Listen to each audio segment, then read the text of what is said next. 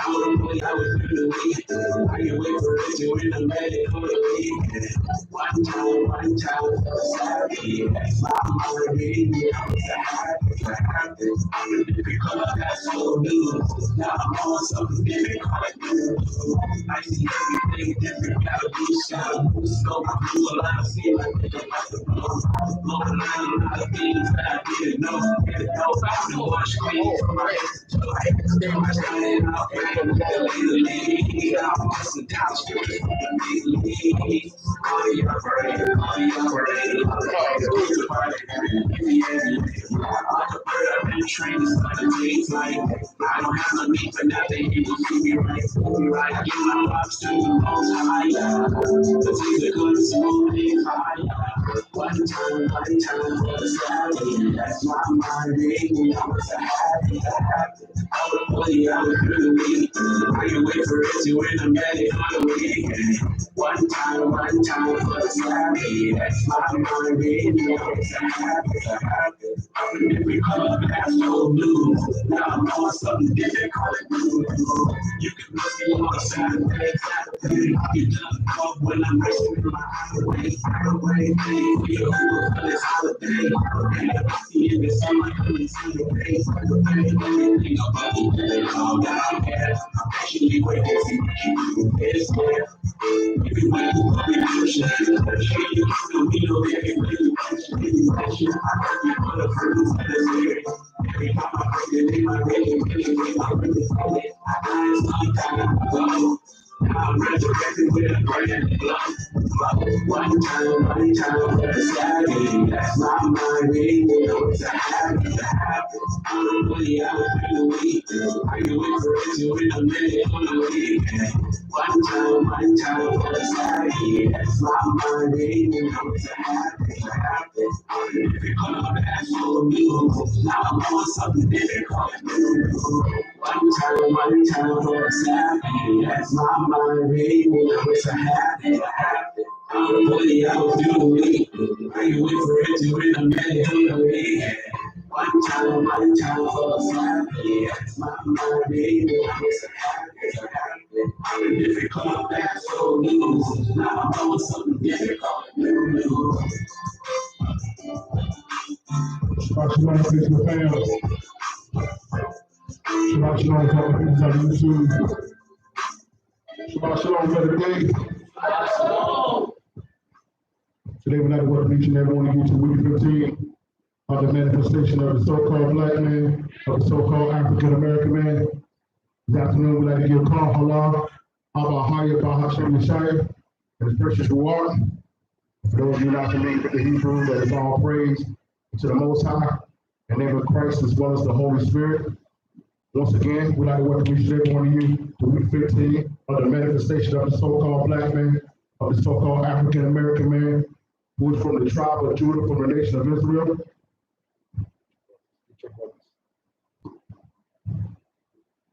We'd like to thank each and every one of you for taking time out of your busy schedule to join us today. We know you could have been anywhere in the world, so due to the fact you decided to join us, we do not take your time for granted. Ladies and gentlemen, we survived another week in Babylon. Hallelujah. All praise to the Most High for his keeping, his protection, his shield, his provision, and his resources. We just thank him for everything he is doing, everything he's already done, and we are thanking him in advance for all that's going to manifest in our lives. Hallelujah.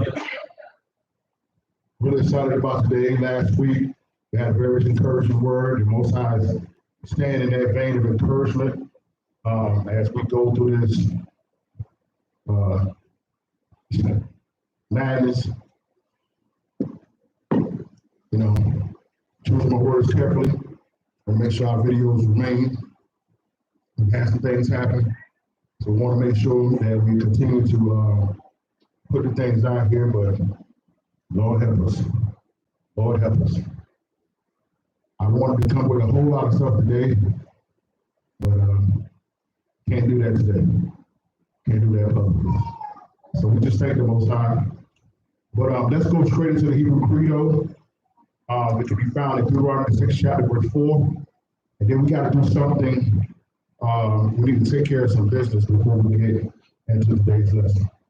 So the Hebrew Credo you can find in Deuteronomy 6 chapter verse 4. Let's get into that and then we're going to dive straight in. Shema Yasha Allah Ahaya, Allah Haya Nawa Haya Ka. Shema Yasha Allah Ahaya, Allah Haya Nawa Haya Ka. Shema Yasha Allah Ahaya, Allah Haya Nawa Haya Ka. Hear, O Israel. Hear, O Israel. Lord our God is one. Lord our God is one. Hallelujah. Hallelujah. Now, hallelujah. Somebody give me that hallelujah, baby. Like I said, for those who are not familiar with the Hebrew, the Shema is what our ancestors did every Shabbat as they went into the temple. It can be found in Deuteronomy 6 chapter verse 4. It says, "Hear, O Israel, the Lord our God, our Lord our Elohim is one God." One God. All right. Now, I know you all been seeing in the news what's been going on down in Haiti. And it's not like this is the first, and unfortunately, it won't be the last. But our brothers down in Haiti have been suffering for a very, very long time. And one of the sisters yesterday, put a detailed information laid out how the governments, the Gentiles, particularly Rome, have targeted them ever since they first ran the French out of their country. And that same practice has been done to our brothers and sisters over in West and South Africa. But that's another lesson for another time. So for those who don't know, they focus on, when they get some facts, they focus on, you understand, what is happening on the surface, but they don't really understand why it's happening to the people of Haiti.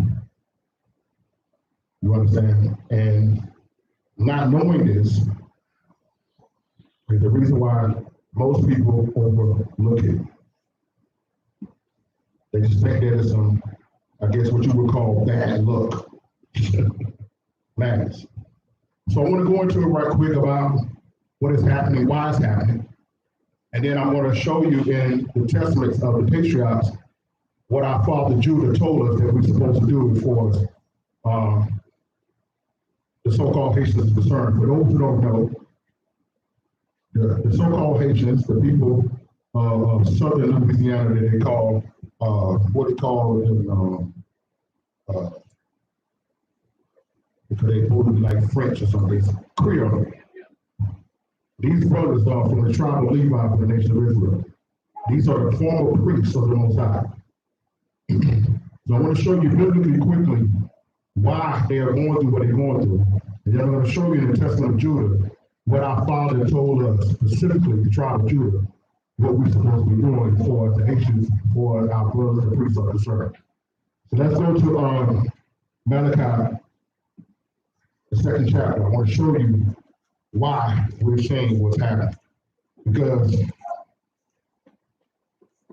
not understanding why they're going through what they're doing could cause us to overlook it and get caught up there. Well, I got my own problems too.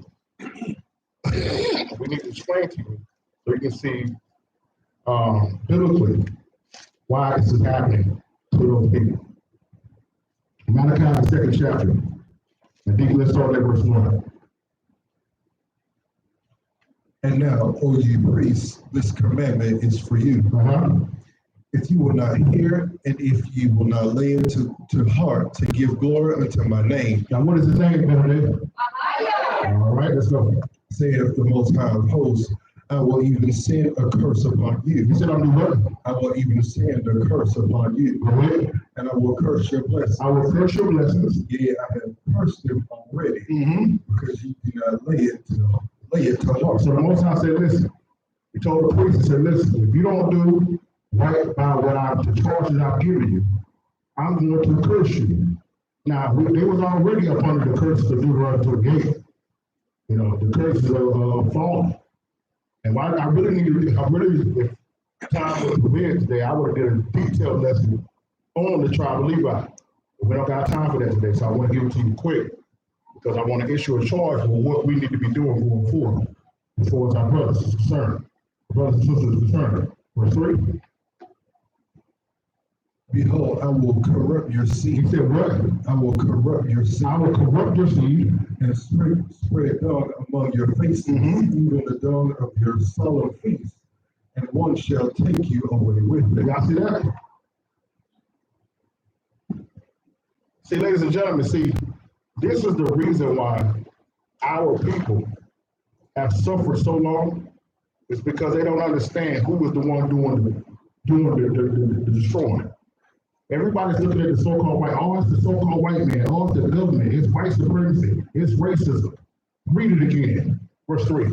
Chapter and verse. Malachi, the 2nd chapter, verse 3.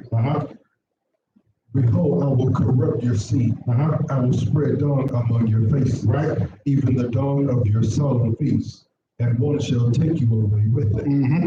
And you shall know that I have sent this commandment unto you. And he's going to say, who did it?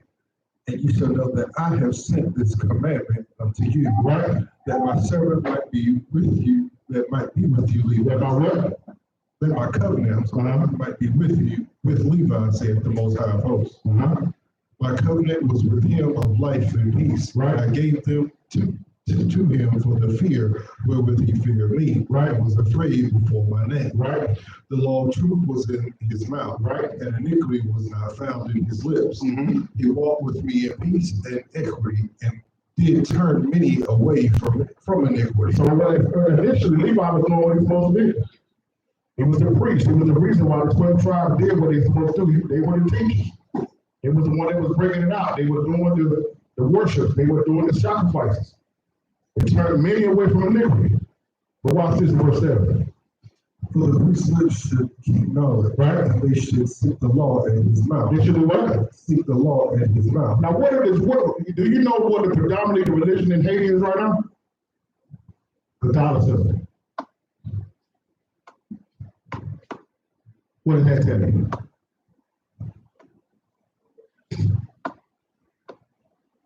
And Catholicism and Christianity teaches what? Don't keep the law. But it was the priest's job to ensure that Israel did what? Keep the law. And in virtue of them turning away and started serving the gods of the Gentiles, they were solely responsible for us going away from the law. Most are held accountable for this action. You understand? Watch this. Watch this. Where we at, dude? For he is the messenger of the Most High of Hosts, right? But ye are departed out of the way. Ye have caused many to stumble. You called many to stumble at the law, right? Ye have corrupted the covenant of Levi, saith the Most High of Hosts. Therefore have I also made you contemptible, right? And base before all the people. The base before all the people. Everybody always say, why is Haiti going through it? Why are they struggling? Why are they the ones on the bottom? The Bible says what? Read it again. Therefore have I also made you contemptible, base before all the people. Right? According as ye have not kept my ways, but have been partial in the law. Y'all see that? So when you see the earthquakes, when you see the famine, when you see the mayhem, this is why. You may see an Edomite face, but this is why. Now, I know y'all don't have it, some of y'all may not have this, but we're gonna go to the testaments of our patriarchs. And we're going to go and read to what our father, Judah, told us what we're supposed to do as far as the priest is concerned. It is in the Testament of Judah, chapter 21, start there at verse 1. And now, my children, I command you, love Levi, right? That ye may abide, and exalt not yourselves. So our father told us that we're supposed to love Levi and never exalt ourselves over him. Now, ladies and gentlemen, what have we in this country as so-called black, so-called African Americans, how have we talked about the Haitians? I remember now, when I was at Fayetteville State, there was a lot of people from the islands that went to school there. And a homeboy of mine was getting in an argument with another homeboy from the islands, and he called him and said, "You dirty Haitian." And the dude wasn't even from Haiti, but he automatically took that as a disrespect by calling him a Haitian. All of the tribes now, because we don't know who we are, look down on the priests as the bottom. They're the butt of jokes. But our father Judah told us, read that again. Jeremiah, Testament of Judah, chapter 21, verse 1 says, what? My children, I command you to love Levi. Love Levi. That ye may abide. That ye may abide. Lest you be utterly destroyed. Lest you be utterly destroyed. Right now, with what Levi is going through, a lot of Judah is not going to make it out of Babylon because they're not reaching out to Levi. Believe it or not, some of the wealthy amongst our people are over there and have been going through the years, taking advantage of the country, getting money, and going out of the back door with it. And you think the Most High not going to pay them for that? Watch this, go ahead. For to me, the Most High gave the kingdom, but to him the priesthood. Right? And he set the kingdom beneath the priesthood. So us being the kings, yes, we're the kings, but we are beneath the priesthood. I don't care what it looks like in the world right now, Judah is not over the Levites. We must always honor them as the priests, even in their current fallen state. Go ahead. To him the things in the heavens. To me he gave the things upon the earth, right? To him the things in heaven. As the heaven is higher than the earth, so is the priesthood of Yah higher than the earthly kingdom, right? Unless it fall away through sin from the Most High and is dominated by the earthly kingdom. So what happened was, when Levi fell off, the only one who left the room was Judah. And that's why the Bible says in Zechariah, he said, I will save the tents of Judah first, so that the rest of the tribes will not exalt themselves against us. But now it's our responsibility as Judah, as being the lead of the awakening that's going on throughout the world, is to make sure that we take care, minister, and nourish the Levi. Levi should be at the top of our prayers daily. Not only for prayers, but in deeds. We must do what we can do to help out Levi in that situation. Because 12,000, according to Revelation 7th chapter, will come out of there, out of the 144,000 out of Levi. Huh? Watch this. Read. For the angel of the Most High said unto me, the Most High chose him rather than me to draw near to him, right, and to eat of his table, and to offer him the first fruits, the choice things of the sons of Israel. But thou shalt be king of Jacob. Y'all see that? But ladies and gentlemen, I wanted to put this out here with everything we're seeing going on in the news. And for my brothers and sisters across the country that watch us, if you have a desire to assist monetarily or through clothing or supplies for our people, for our brothers and sisters in Haiti, I want you guys to contact me through Messenger or through my email at levantingham@gmail.com. I have some brothers and sisters who already have a team together that are ushering currently as we speak supplies and resources to our brothers in Levi. But I tell you, and I repeat, do not send no money to the Red Cross. Do not send no money to anything that got to do with the Gentiles. If you want to help our people, contact me And I will make sure that it gets to the right people so we can help them and not some corporate guy get rich going out the back door with the money back. So don't get caught up in these things that you're seeing on TV with these celebrities saying, hey, if you want to help Haiti, text this. No, don't do none of that. If you want to help the people, hit me up and I will connect you to the right people that money is going to go, that money and that resource will go directly to people on the ground. It ain't going to be filtered through the government, filtered through organizations, okay? So I wanted to put that out there today on Shabbat because we got to do what we can for the life. Huh? All right. So I wanted to make sure we took care of that today. Today's lesson, ladies and gentlemen, is entitled, Your Labor is Not in Vain. Your labor is not in vain. How many of you feel like sometimes that everything you're doing is pointless? You don't really see no fruit coming from the efforts of what you're doing. You're doing this, you're doing that, you're praying, you're giving, you're loving, you're forgiving, you're doing all this. And it seems as if, the old saying, good guys, good women finish last. But that's good, ladies and gentlemen, because Yeshua says that the last shall be first, and the first shall be last. Hallelujah. But I know in the midst of the daily struggle, the daily obstacles and all the things that we face, you understand, I know sometimes it feels as if, you're putting all this work, you're forgiving people, helping people, they're not there for you.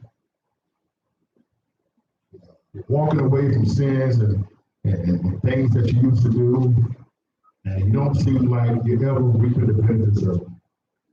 So today I wanted to encourage you to know that your labor is not in vain. But just because it looks like the world is winning, that means nothing, right? So let's start out today with Psalm 37. This case is Psalm 37. I need you to hold that and get Matthew 25. Your labor, ladies and gentlemen, is not in vain. I promise you. You stay the course. If you don't turn around, I'll hit that Roger one right quick. Ain't gonna turn around. I'm gonna keep on together. Oh, my friend. Psalm 37. I need to hold that and get Matthew 25. Psalm 37, let's start with verse 1. Fret not thyself against the evildoer. Fret not thyself against the evildoers. Neither be thou envious against the workers of iniquity. Why, Daddy? For they shall soon be cut down like the grass and wither as the green herb. So I know sometimes, ladies, you see the promiscuous girl, the provocative girl, the it's my thing, do what you want to do thing, girl. Saying that they winning, they getting the hair, they getting the nails done, they getting the car, they getting the houses, and you over there, you can't even get cheese on the burger. You know what I'm saying? Like, man, and I'm joking with it, but I'm serious because my generation before, the woman that was a good woman was the one that was getting the work, the effort, the extra. And you didn't do that for I would say the 2 a.m. To 5 a.m. 6, it just depends on how the night goes. Come on. That's not what you were doing it for. Now it seems as if the roles have been switched. Even the dog had a wife with a side chick on the side. Now the dog got a side chick with a wife on the side. That's just the roles have reversed now.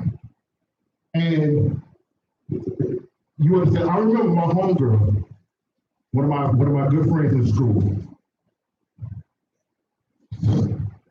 She would, every time a guy would try to talk to her, she would come and find me, bringing the guy, dragging him by the arm. And she would call me Vader. She wouldn't call me the Vader. She had a nickname for me called Vader. She said, Vader, tell him he ain't getting none. And I was like, bro, I'm gonna just tell you straight up, it ain't gonna happen. And the majority of them, like, out. So that was a point in time where a good girl had a community, had the support, in which there wasn't no pressure to go down that road. If that girl wanted to go down that road, that's just because she wanted to go down that road. Now it's almost like the good girls are feeling like they got to do whatever they need to do to the people. And you only hurt yourselves. And this is why I be telling the ladies all the time about listening to women. Be careful when you start hearing this woman empowerment. Okay. Empowered to do what? Be wicked. Okay. All this whole thing, man do it, why can't we?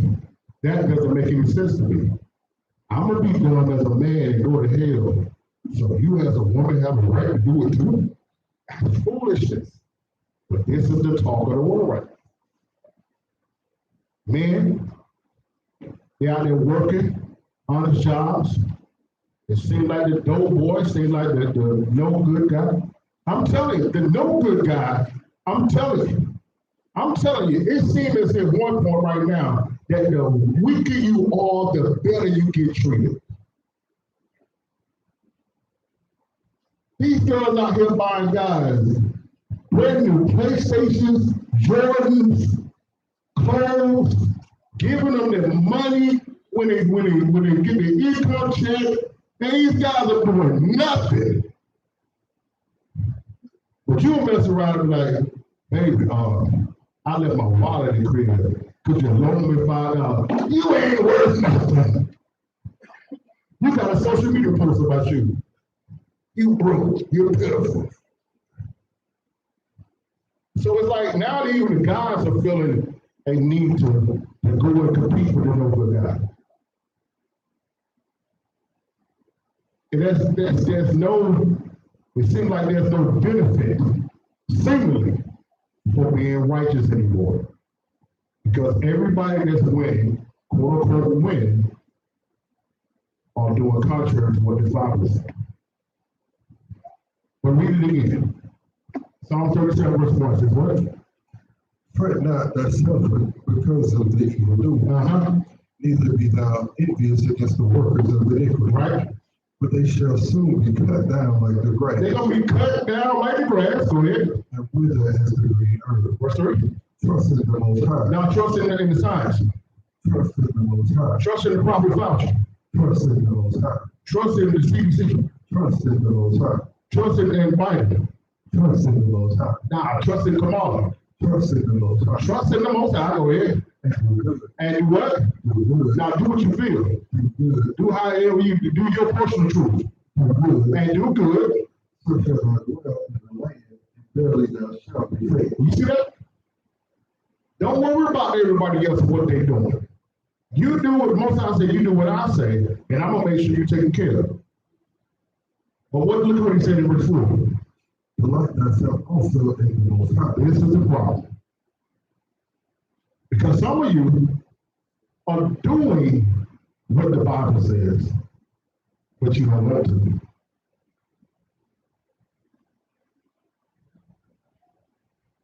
You celibate, but you don't want to be.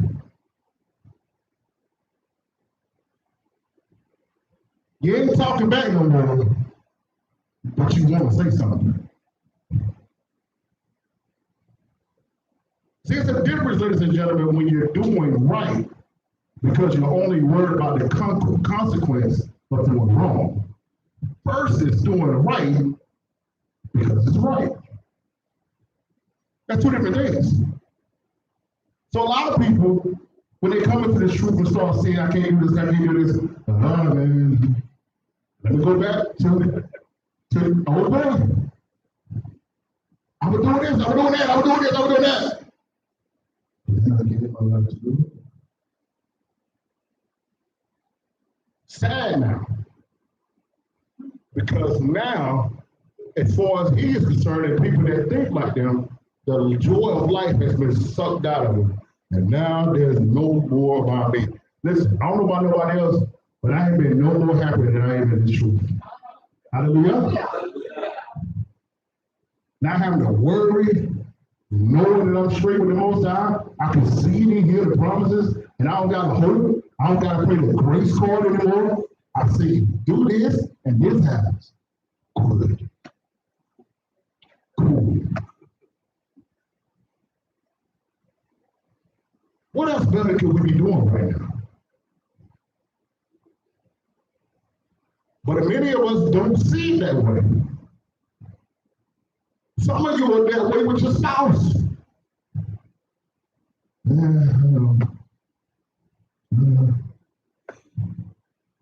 I guess I'll cook you something today.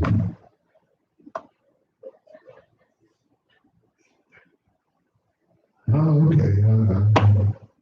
I guess I'll take you out on a date.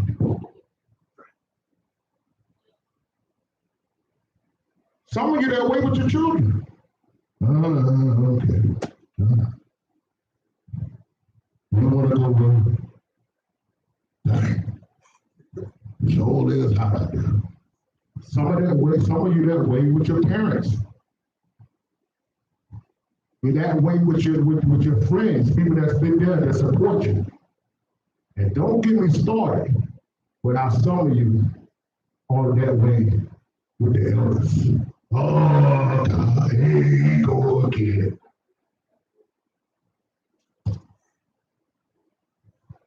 Every time I turn around, he wants something.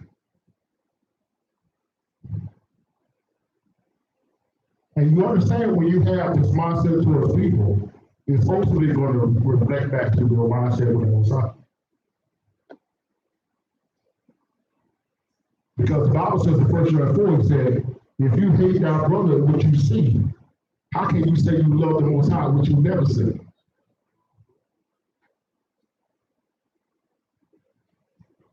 So many people are not delighting in the Most High. They don't take this as a joy to serve Him. What better is it being the chosen people of the Most High? The only thing we can focus on is what we think we give it up. What are we giving up? Hell, death, oppression, destruction, depression. That's what we're giving up. I don't understand it, but people really see this as a burden, as an obligation, versus a privilege. So he says, what? Delight thyself also in the Most High, Right? and He shall give thee the desires of thine heart. So really, ladies and gentlemen, the real reason how many of you ain't receiving is because, hey, I'm gonna tell you, the Father is hey, He's the man of all men.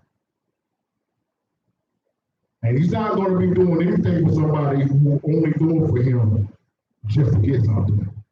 He wants your love to be genuine. That's why He didn't make us as robots. He gave us the ability, the free will to choose Him or not.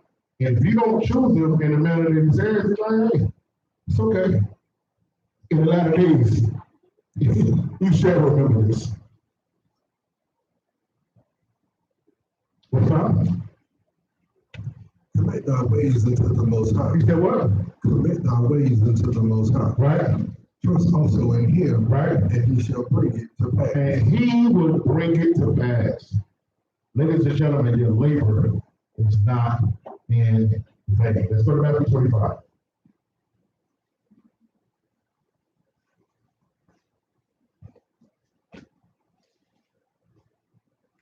Go to Matthew 25. About to hear a popular story here. Story of the 10 virgins. Might have heard this, but I can guarantee you never really heard it from the perspective of being an Israelite. Quite different.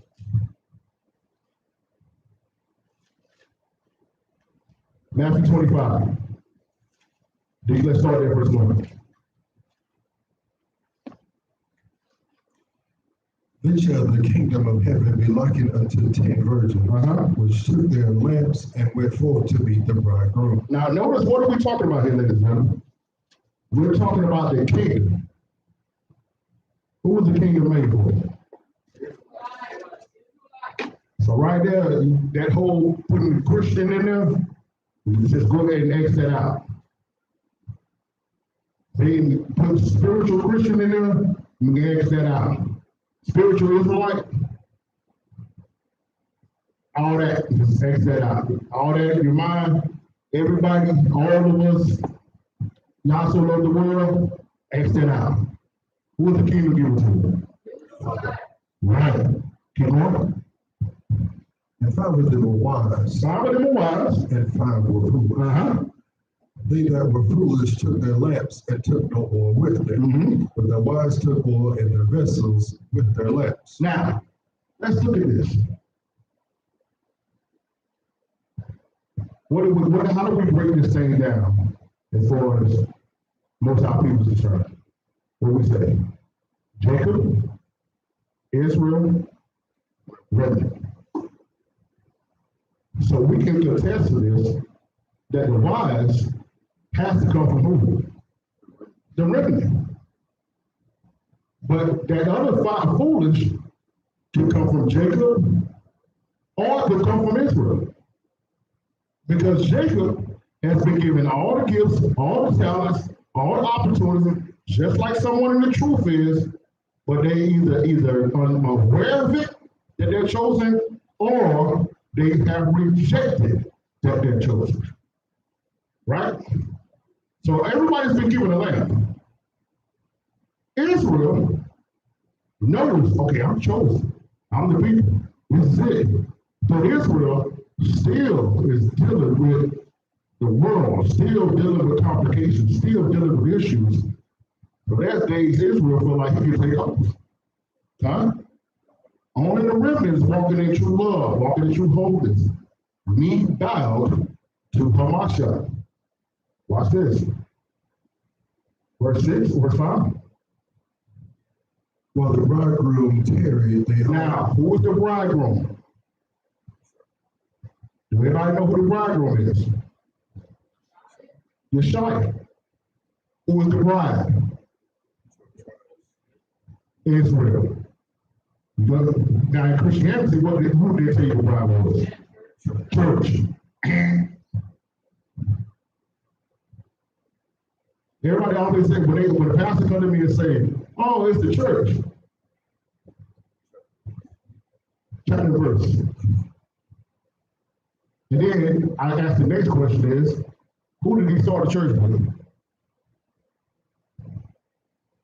So that word church not even there. If y'all are noticing in the last 5 to 6 months, you notice how I'm removing church out of my vernacular and saying assembly. The word church is not even there. Not less than for another time. The point is what I'm saying is this. When he told Peter, he said, upon this shall I build my church? What was the this? That Hamashiach was what? The son of Yah. What did Christianity teach? That he is God. Problem. Number 2, Matthew 15:24 says what? Hold that, let me get that. I want to make this thing real plain here today. Removing the residue of Christianity from your mind. Matthew 15:24. Watch this.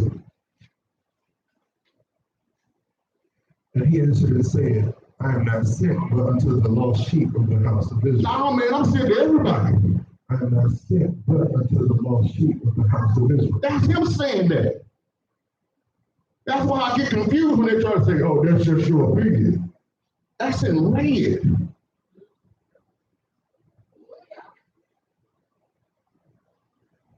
Huh? All right, so let's go back. Let's go back. Matthew 25, verse 5. Watch this. While the bridegroom tarried, they all slumbered and slept. So, because Hamashiach has not came back when we thought he was going to come back, Why do we thought he was going to come back sooner? Why do we believe that? Christianity. You think he didn't know that we was going to think this? Let me get past the Most High. He knew that Christianity was going to come because remember in the chapter before, go back to chapter 24 and read verse 4. And Yeshua answered and said to them, take heed that no man deceive you. For many shall come in my name, saying, I am Hamashiach, and shall deceive many. Y'all see that? So he told them in the chapter 4, there's going to be a lot of people coming saying they're with me, and they're going to be deceiving many. So now the diversions are sitting back saying, oh, he's coming in 1615. Oh, he's about to come in 1800. Oh, he's going to come in the year 2000. And everybody keeps sitting back looking. I told people, every friend over to stop following that 400-year prophecy. I was telling them that in 2015, but we're not. I said, that's not it. That's talking about the time between Abraham and Jacob would come out of Israel, come out of Egypt into the land. That's the 400 years. You go to Galatians 3 and you see it. Paul talks about it and says it was 400 years between the promise and the giving of the law. I took them to, when we did the lesson, we take them to Josephus and proved that we were only in Egypt for 215 years. This 400 year thing came, ladies and gentlemen, from Amalek when they made the movie The Ten Commandments. Talking about we was in slavery from 1619 to 2019. Then Hamashiach said in Luke 21 that we will be carried off as slaves to all nations. Then, that's 34 AD. Where did this 400 years that came from? It came from the Gentiles. And when 2019 came, and we were still in America, you know how many Israelites fell off?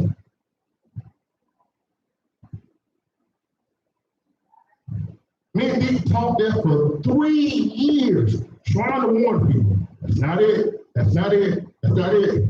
No, you're missing it all. You don't understand. No, look at it. 2019 came, we sit here. What year is it now? Are we gone? Has the chariots came and took us off yet? So this is what Yeshua was talking about.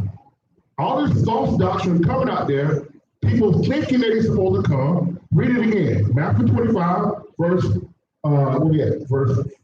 Watch this. But the bridegroom tarried, they all slept and slumbered. They all slept. Not just the foolish, even the wise. Watch this. Verse 6. And at midnight there was a cry made, behold, the bridegroom cometh. Go ye out to meet him. So, then Hamashiach comes, because what they don't know is, in Matthew 24, Hamashiach says out of his own mouth, no man knows the day, even I don't know. So if he said, I don't know when I'm coming, how can anybody else know? He said only the Father knows. So it happened one day when the Father said, son, go get my people. Go get my people. And let me put this out here. This is for free. Should I say this? Or should I wait to Kevin? Should I say this? It's going to happen during the day of atonement. During the day of atonement, keep the trumpets. At the last trump. Because, how do I know that? Let me give it to you quick. He has fulfilled Passover by becoming the Passover lamb. He has fulfilled the feast of unleavened bread by arising during the feast of unleavened bread. He fulfilled the first fruits by sending a ruach on the first fruits. But he has not fulfilled any other feast day. At the last trump, the Bible says, he shall step out on the cloud and declare, and we're going to get caught up and get our bodies. Not no rapture foolishness. He's coming back with the angels. Then the day of atonement comes, because we end off in Joel 3. I'm going to show you that today. He's gonna, now in Zechariah 12, Slakia, he's gonna run us the 1/3 under the rod. That's the Day of Atonement. What comes after the Day of Atonement? Tabernacles. What are we gonna be where? In the wilderness, Armageddon, going into the land.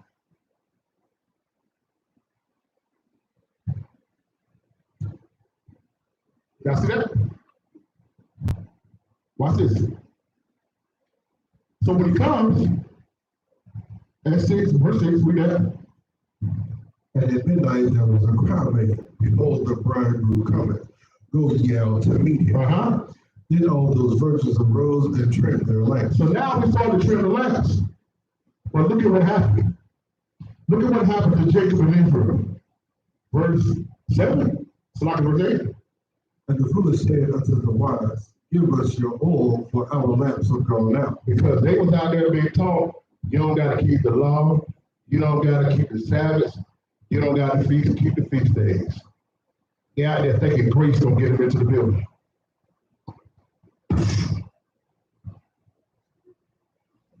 How do I know that? Go back one chapter,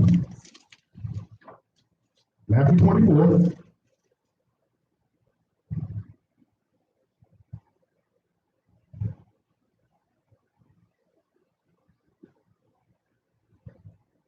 And start at verse 30. Watch this. And then shall appear the sign of the Son of Man in heaven. Right? And then shall all the tribes of the earth mourn. Why would they be mourning if they real?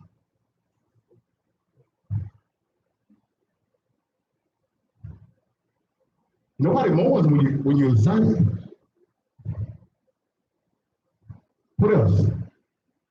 And they shall see the Son of Man coming in the clouds of heaven with power and great glory. With what? Power and great glory. And a lot of them gonna be mourning. Why? Because let me tell you why.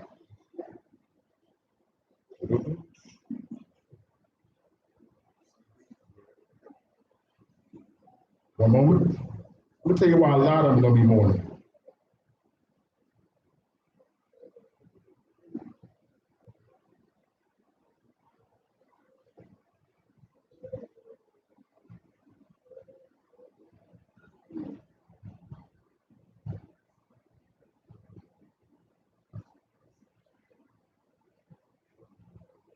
Let me tell you why a lot of them be mourning.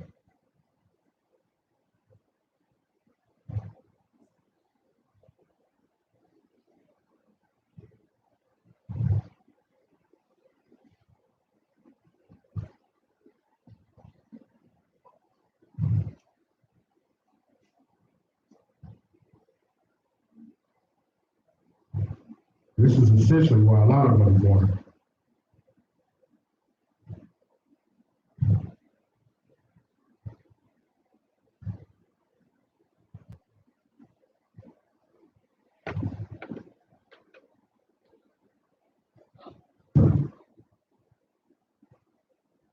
But that won't be the guy that's going to come. That's why they're going to be mourning. But they've been taught this guy's coming. He ain't coming. He's already been dealt with. He's already been dealt with. Make sure y'all see this on Facebook. All right, I bet it is. He's gonna zoom in too. That guy there, he ain't coming. Never did, never had it. He ain't coming. That's not gonna be the guy. So they're gonna look up there. They're gonna see that black, woolly-haired man coming out. That Judah that they said was the bomb of the dirt. They're gonna look up and they're gonna see him and they're gonna mourn. And then what else will happen? Verse 31. And he shall send his angels with a great sound of a trumpet. Now see that? The what? Great sound of a trumpet. Great sound of the trumpet. And they shall gather together his elect. His who? His elect. Who is the elect? See that? What else? From the four winds, from one end of heaven to the other. Y'all see that? Hallelujah. Now, so watch this.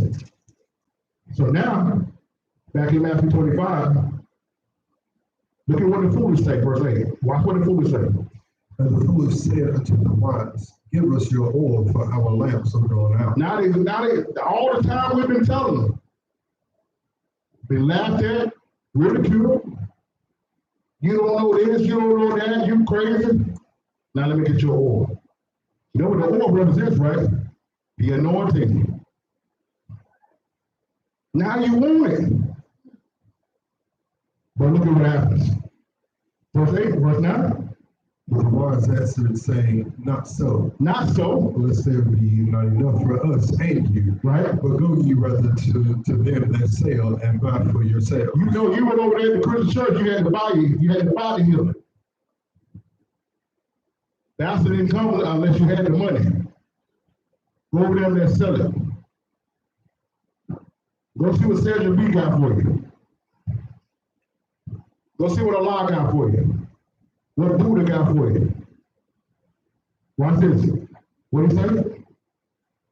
Verse 10, and while they went to buy, when they went to buy, the bridegroom came, and they that were ready went in with him to the marriage, and the door was shut. And the door was shut. So like I told you, it seems like right now, all this work you're doing and everybody laughing, it seems like it's for nothing. But it's going to get you in the door. Because everybody else will be trying to play catch up. We're doing the work now. It's too late to do the work when he's on the sky, when he's right there. It's too late. It's too late to try to do the work when the system over here falls completely down. It's too late when the jackboots pull up in the house and say all of Jacob come out. Because they're not going to call you black no more. They're not going to call you African American no more. You will be called who you are. Why do you think, ladies and gentlemen, that they got all these so-called DNA companies? You thought they really cared about your ancestors? Y'all believe that? Y'all about that? How you gonna tell me about my ancestors in the 1500s? You know how? Because all of my ancestors that came over in the slave ships, we already had a son.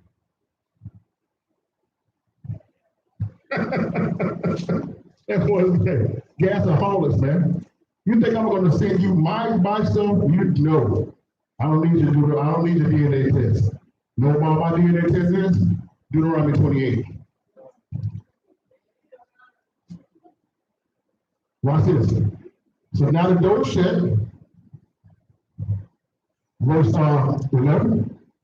Afterward came also the other virgins, saying, Lord, Lord, open to us. And what did he say? And he answered and said, verily I say unto you, I know you not. I know you not. Now, who else did he tell that he didn't know? Do I need to show y'all that? Matthew 7. I know you not.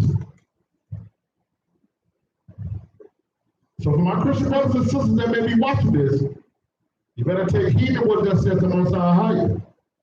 You better stop thinking that people are saying things to attack you and make you feel bad, but we're trying to make sure that you don't be on the outside of this door. Before you read that Matthew 7, 21 to 23, read that verse 12 again. Read verse 11. Afterwards came also the other virgins, saying, Lord, Lord, let open to us. But he answered and said, verily I say unto you, I know you not. I know you not. Now, who could that be? Matthew 7, verse 21. Not everyone that saith unto me, Lord, Lord, shall enter into the kingdom. This is what enter into the kingdom. But he that doeth the will of my Father. What is the will of the Father? Hold that. In Revelation 14 and 12.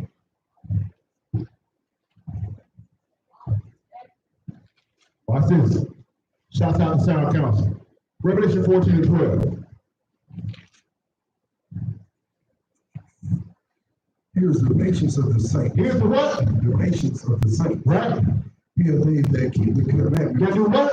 Keep the commandments. That keep the commandments Of Yah. of who? Of Yah. And the faith of Yeshua. And got the faith of Messiah. You just can't say, oh man, I believe in Jesus.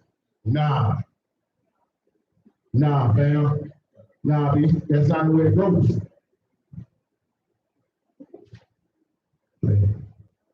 Read it again, chapter and verse.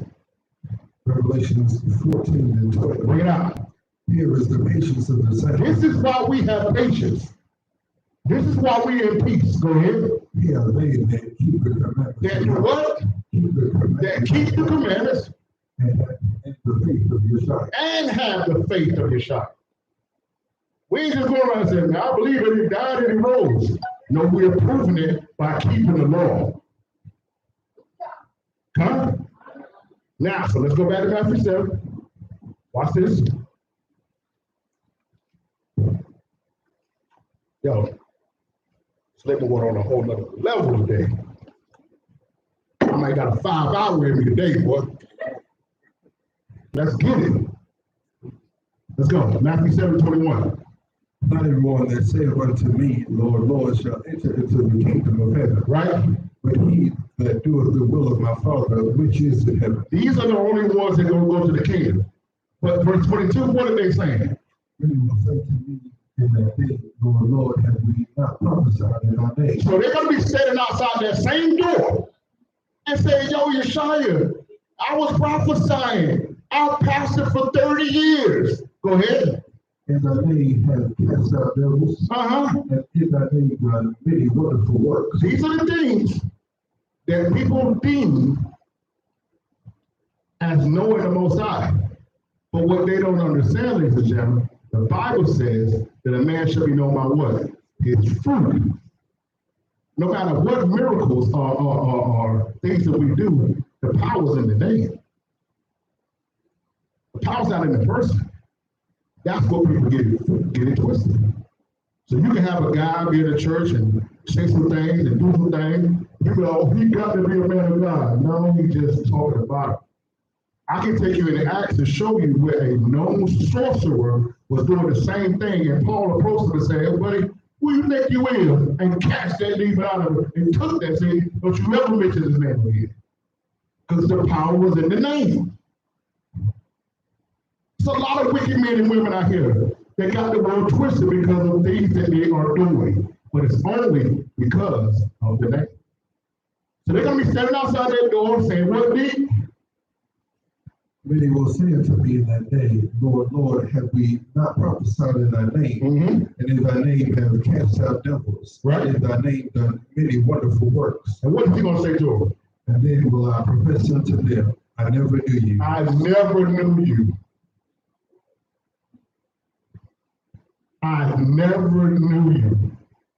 Why you don't know me?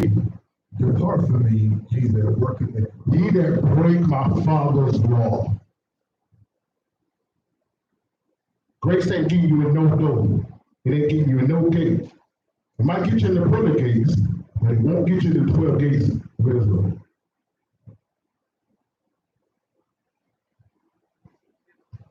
Hallelujah.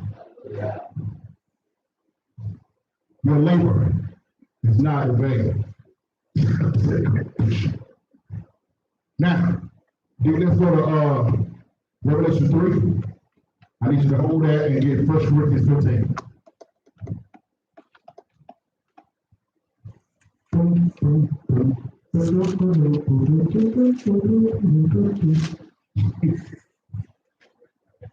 Yeah, that's it.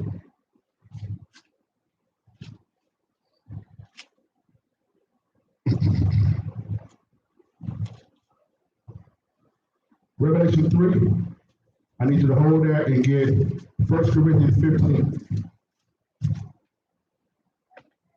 Revelation 3. Then you just start at verse 8.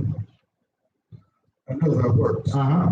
Behold, I have set before thee an open door, and no man can shut it. Ladies and gentlemen,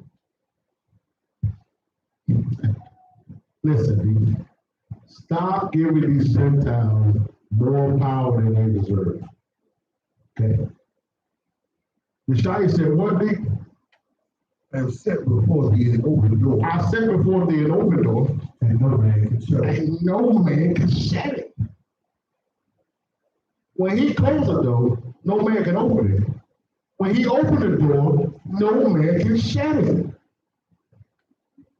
As simple as that. Everybody keeps saying, well, man, hey, man, they talk about if I don't take the Jews, they gonna take my job. Read it again. I have set before thee an open door, and no man can shut it. Oh, man, if I don't take the juice, man, I can't go to the restaurants and the movie theater. I have set before thee an open door, and no man can shut it. Man, I ain't gonna be able to get no food to feed my family. I have set before thee an open door, and no man can shut it. And no man can shut it. The devil is a liar. Of course he's gonna tell you that. You expect him to tell you the truth? I got a video with old Jim Crow Joe saying, if you take the Babylon Jews, you will not have to wear the mask. Weeks later, even if you took the Jews, we need you to wear the mask. A reporter came and said, hey, you told us we didn't have to do it. I never said that.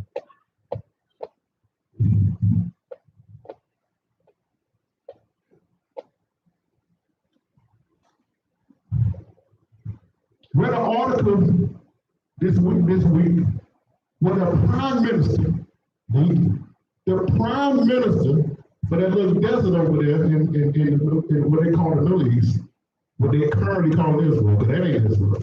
That little spot, you know, Tel Aviv, you know what I'm saying? Prime minister of that area told the guys last Sunday at a governmental meeting, he said, with the citizens not taking the Jews, they are postponing the coming of the Messiah. Y'all think I'm lying? I got the article to prove it. Because when I first seen it, it was on a meme, and I said, oh, let me research this. I went and found the article from a news organization in Israel. He said that on the governmental floor. He said, matter of fact, first of all, there's some of the people in their little spot believe that their Messiah came like a couple of months ago. And he was at a quote-unquote feast day with glasses on and a mask. Me and Jay laughed about 35 minutes. The Messiah had to wear a mask. Right? Okay. Let's start with that. The guy, the healer, needed a mask. Okay. He needed protection. Okay.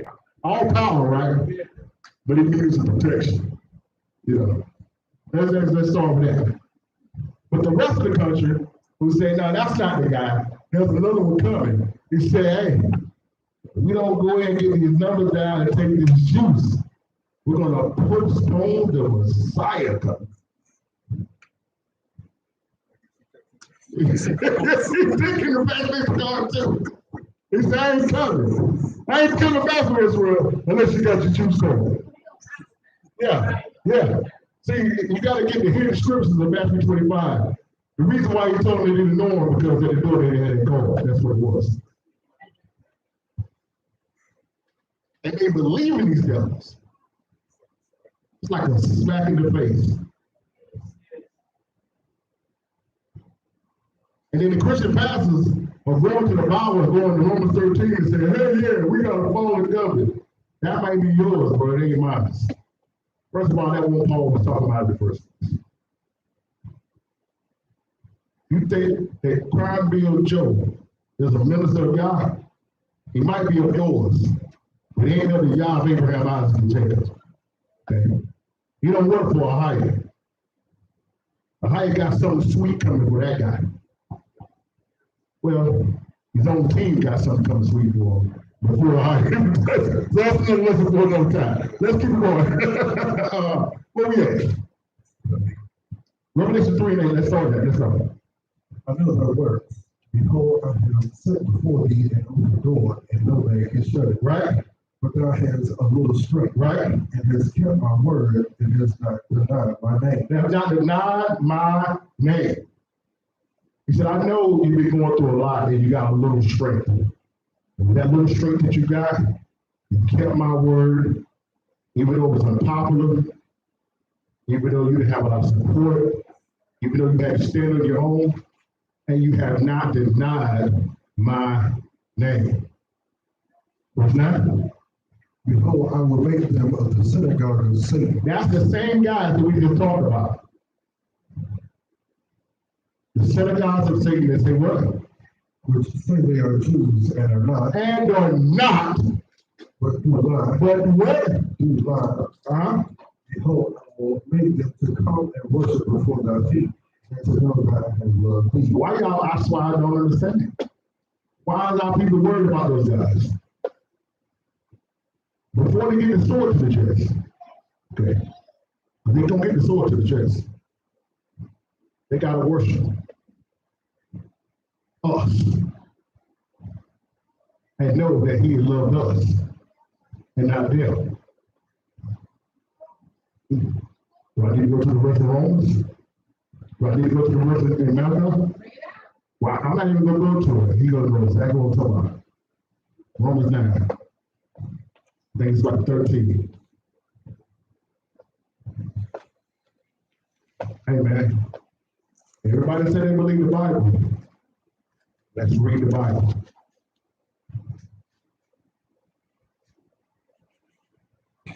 Let's break it out. Hey, I didn't write it. Chapter and verse. Romans 9 and 13. Bring it out. As it is written. As it is written. Jacob have I loved. Jacob have I loved. But Esau have I hated.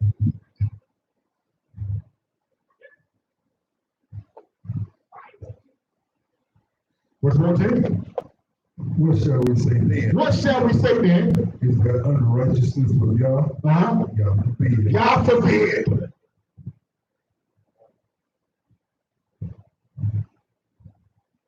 Back Revelations.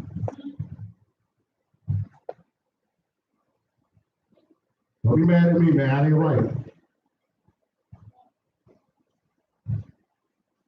Revelation 3:9. Bring it out. Behold, I will make them of the synagogue of Satan, which do say they are Jews and are not. And are not. But do lie. Behold, I will make them to come and worship before thy feet, and to know that I have loved thee. Now, I love the world. I have loved thee. I love thee. Talking about the children of Israel. Verse 10. Because thou hast kept the word of my patience, I will also keep thee from the hour of temptation. Ladies and gentlemen, we are in that hour of temptation right now. But you can be, listen, sin is readily available 24 hours a day, 7 days a week. Well, you can't even go to the church no more and get truth. It's gone. Well, pastors are telling their members, if you ain't got that juice, you ain't coming up here. And telling their members that we ain't laying on hands no more. I thought James 5 said, if there's any sick among you, call the elders, and they will anoint you with oil and lay hands on you, and the sick shall be healed. Now the pastors are telling you, go down there and let them put the juice in you, and I still ain't touching you. Tell us this, man. What Bible is these guys reading? Believe it or not, I saw the other day, this church, they put this pastor on this big old platform, and they set up like a sprinkler system, and was sending the people through there and calling it baptism.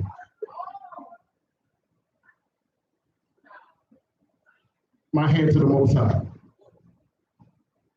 You know how the little sprinkle thing y'all can put in the backyard for the kids? Yeah, it's like that. And they was walking, got the kids walking through there.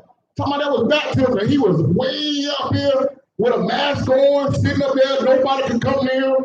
And they had to walk through there to get back. They called that baptism.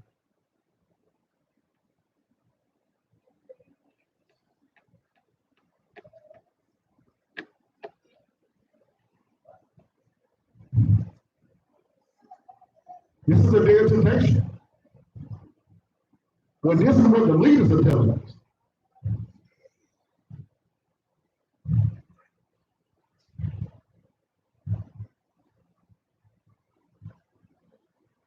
This is what we at. Watch this. Finish verse 8, verse 8. I will keep thee from the hour of temptation, Right. which shall come upon all the world, Right. to try them that dwell upon the earth. That's why they falling day by day.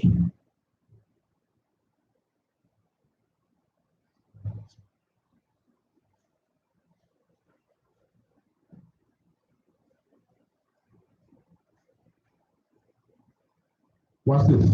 Who we at? Verse 11. Behold, I come quickly. Hold that fast which thou hast, that no man take thy crown. Let no man take thy crown. No man. Don't let nobody convince you. Don't let nobody fast talk you. Don't let nobody fast talk you, hustle you, scare you with anything if they're going away from what the Most High told you. Huh? Your labor is not in vain. Now, let's go to chapter 1 Corinthians 15.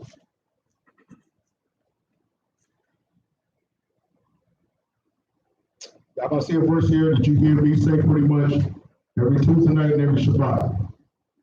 You hear me say these words, but you're gonna know where it actually is written at. 1 Corinthians 15. Let's get verse 57 to 58 here. Your labor is not in vain. See what that comment on this is. I can't see.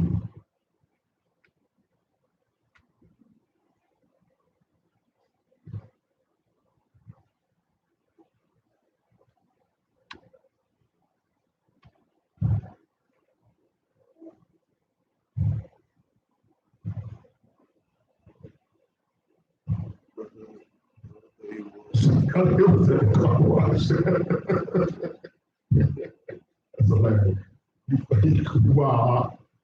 1 Corinthians 15, verse 57. But thanks be to Yah, which giveth us the victory through Yeshua, our Master Yeshua HaMashiach. Ladies and gentlemen, you're not fighting for victory. You're fighting through victory. And you got to start approaching everything from that perspective. We've already won. You're trying to win when you already won. You've already succeeded. You're already healed. The spouse is there. The restoration is there. All these things were given before the foundation of the earth. You just got to walk in line and line up with what the Most High said, so that as you walk the path, everything will manifest. Read it again, D. But thanks be to Yah, which giveth us the victory through Yeshua, our Master Yeshua HaMashiach. Therefore, my beloved brethren, be ye steadfast. Be ye what? Steadfast. Steadfast. Unmovable. Unmovable. Always abounding. Always abounding. In the work of the Most High. In the work of the Most High. For as much as you know that your labor is not in vain. That your labor is not in vain. In the Most High. In what? In the Most High. In the Most High. Now, if you're out here doing your own thing, matter of fact, give me Psalms 127. Let's build up on that right there to make sure we get them all understanding.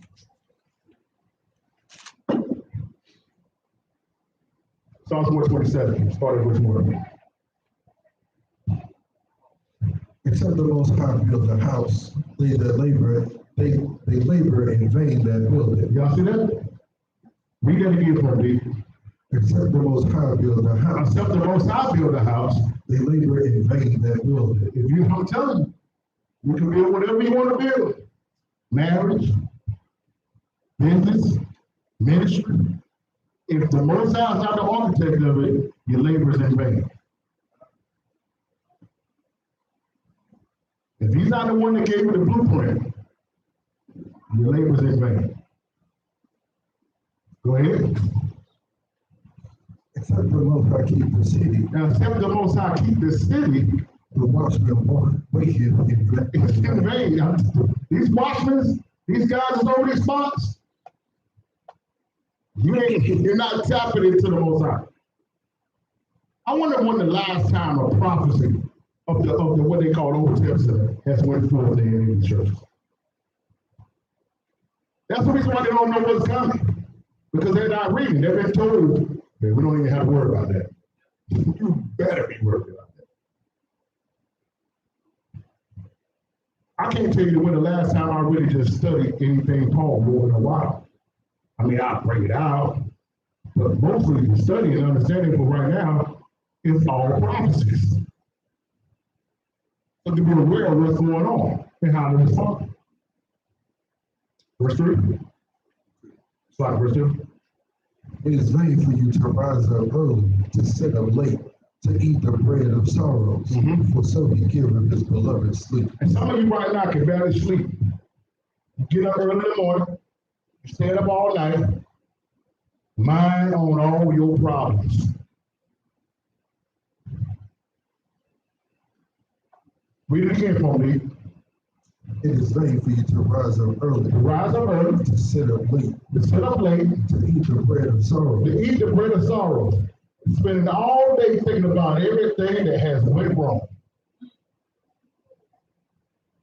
Man, I'll tell you, back in 1997,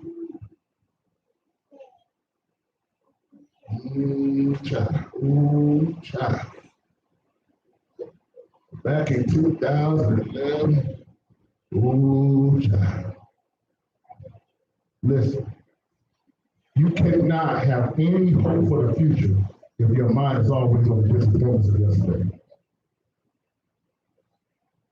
Number one, ladies and gentlemen, what you're going to have to do is you're going to have to recognize that the person that failed yesterday is not the person that's trying to succeed today. Let's say, for instance, there was a time in your life when you didn't have a car. So everywhere you had to go, you had to walk. If you got a car, why in the world do you sit back not going over like, man, I tell you, it sure is hot out there. I hate to have to walk there. When you got a car sitting on the outside. Well, that sounds dumb to me. I would never do that. What are you doing that right now? You in the truth. The Bible says, greater is he that is in you than he that is in the world.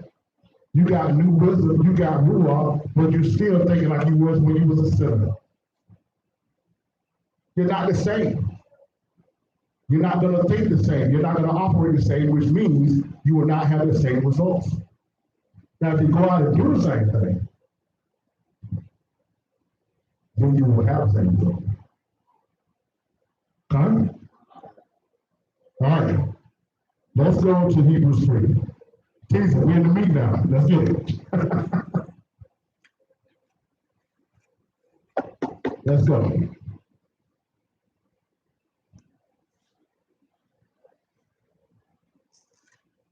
What you got for us, Doc? Baby crying? Set a watch.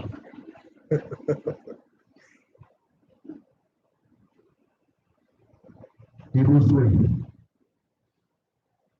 We're going to take our time with this. Get ready that day. Buckle up your seatbelts. Once again, this had me up all last night. Thank you guys. Appreciate you guys so much. And I was excited. I'm excited to release this. I'm going to cut some people out today. Hebrews 3, let's start at verse 1. Wherefore, holy brethren, partakers of heavenly callings, consider the apostle and high priest of our profession, Yeshua HaMashiach, who was faithful to him that appointed him, as also Moses was faithful in all his house. Right? But this man was With this man. But this man, And I thought it was God. but this man I like that. I'm going to point that out every time. Why? Because I'm going to do my best to drive the thoughts and the understanding of the religion of Christianity out of your mind. I'm going to make a point to do that every time. Read it again. For this man was counted worthy of more glory than Moses, inasmuch as he who had builded the house had more honor than the house. Mm-hmm. For every house is built by some man, but he that built all things is Yahweh. Uh-huh. And Moses verily was faithful in all his house as a servant, for a testimony of those things which were to be spoken after. Right. But Hamashiach is a son over his own house, Right. whose house are we, if we hold fast the confidence and rejoicing of the hope firm unto the end. So he's the son over us because we are what they call the church. Not this building. We are the temple now. The Ruach dwells in us. So you're actually being the church. You're actually being him when you're out doing the work amongst the community. You understand? And he's over us. He's our king. Verse 7. Wherefore, as the Holy Ghost saith, if we will hear his voice, harden not your hearts as in the provocation, in the day of temptation in the wilderness. Now, let's stop there. Now, like I said before, this is the problem with our Christian brothers and sisters. It's because when they're reading things in what they call the New Testament, they don't even understand when the old covenant is being discussed. Anytime Paul says it is written, it is this, wherefore this, he's quoting the law. And if you're not aware of these scriptures, you're going to be off taking this as a new concept versus him teaching from the failures of our ancestors in the past. So he says, harden not your hearts as in the provocation in the day of what? Temptation in the wilderness. Verse 9. For your fathers tempted me, proved me, and saw my works 40 years. Now, why was our ancestors in the wilderness for 40 years? Why? Their disobedience. Remember? Numbers 13. Moses sent 12 spies into the promised land. They came back saying, hey, we can't do it. The Most High told them ever since they left Egypt, I've given. Now I'm going to, I have given. Matter of fact, it goes back to Genesis 15, when he told Abraham, this land is your descendants' land. Come? Now, the spies spent 40 days spying the land. So the Most High says over in Numbers 14, for every day you spent, there's a year you're going to be in the wilderness. Most High don't play no games, man. Can I ask you a question? How many of you guys got 40 years to give up? You got 40 years? You got 40 years to walk around the same mountain. Watch this. Verse 10. Wherefore I was grieved for that generation, and said, they do always err in their heart, and they have not known my way. So I swear in my wrath, they shall not enter into my rest. That's why everyone, 20 and older, died in the wilderness. Before, ladies and gentlemen, man could live forever. Adam sinned, those days got shorter and shorter, to the point, by the time we get to Genesis 6, it tells us we got 40 years. You're down to 120. But in the wilderness, he said, we only give it 60 years. 60.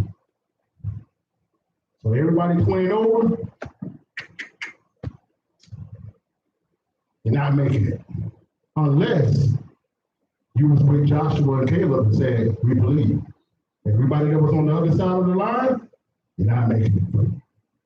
I want you to remember that point because I'm going to show you something The Most High, everything he does in the past will be done again. He doesn't change. He operates in the same manner.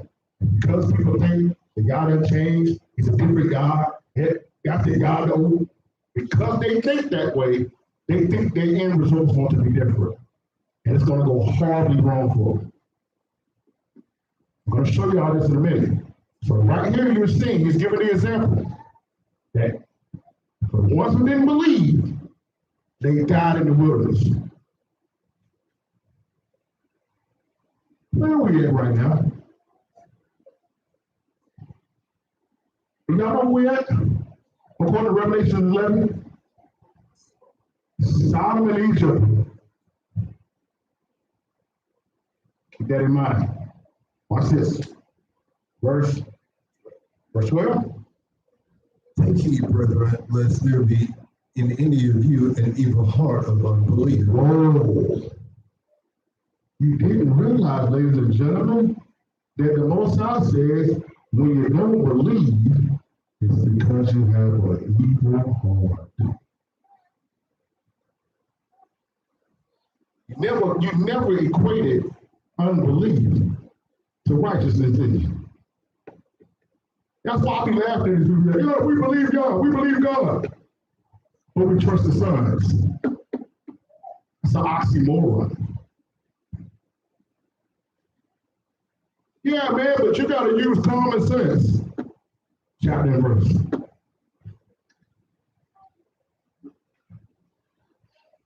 Either you believe the Most High, or you don't.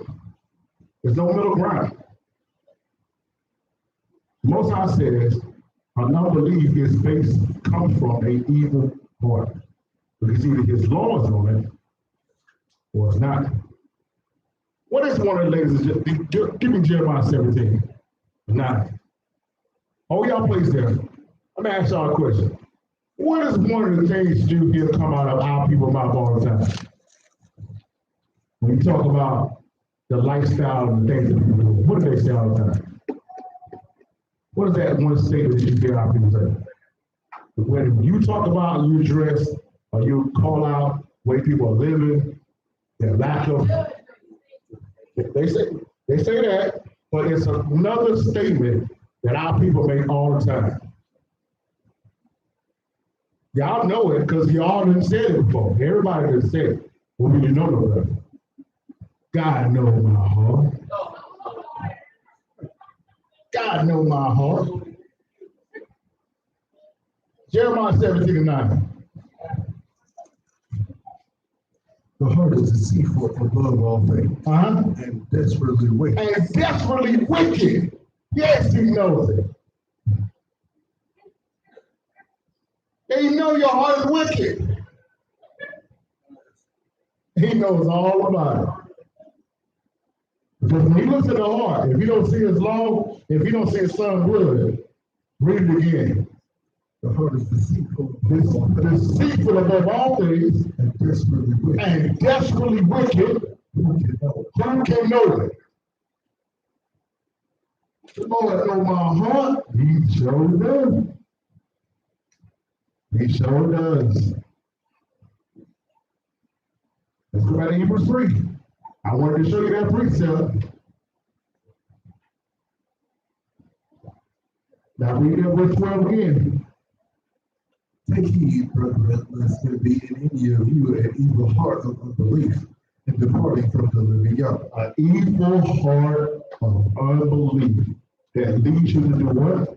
Depart from the living God. Depart from the living God. Are y'all seeing this? Watch this. Verse 13. But exhort one another daily. He said what? But exhort one another daily. Right. While it is called today, lest any of you be hardened through the deceitfulness of sin. This is why it's our responsibility to gather. To be a constant encouragement for each other. But our people are fighting gathering with everything in them.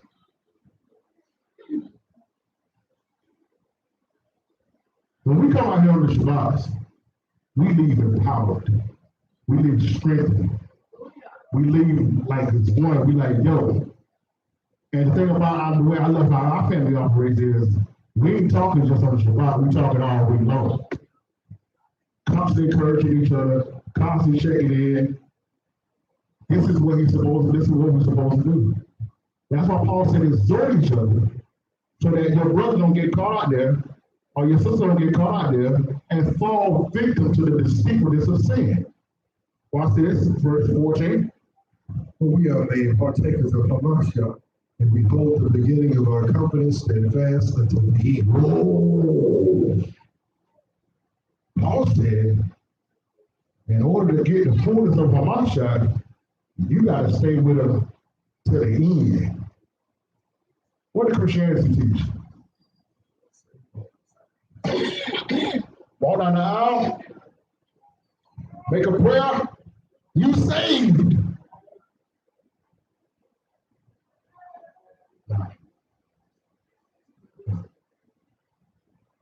You got to keep this to the end, all the way to the end.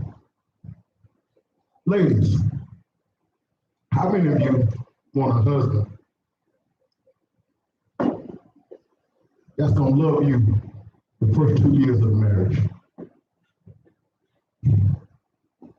And for the last 30, be desperately wicked. Y'all want that 2-year honeymoon? Followed by Hades? Men, how many want a wife that's going to be everything you need and more for 8 months? Oh, we only get 8 months. The cost is different when it comes to men and women. We ain't give it 8 months. If you get that, and then all of a sudden, you come home, and you're like, I don't even know who you is anymore. Well, if we don't want that, how we think we gonna get that from the Most High? Get saved, be good for a year or two, and then go right back into the way that we were living right before. Only a wicked devil will teach a religion that say that. Right? But watch this, verse 14. That's like verse 15. Well, it is said, today if you will hear his voice, harden not your hearts as in the provocation. The some, when they had heard, did provoke, howbeit not all that came out of Egypt by Moses. So all of the people that was delivered out of Egypt, everybody didn't make it to the promised land. In the same manner, ladies and gentlemen, I'm about to show you that everybody that's been awakened will not make it to the kingdom. We're the same people, whether we want to admit it or not. Jacob, Israel, Benjamin.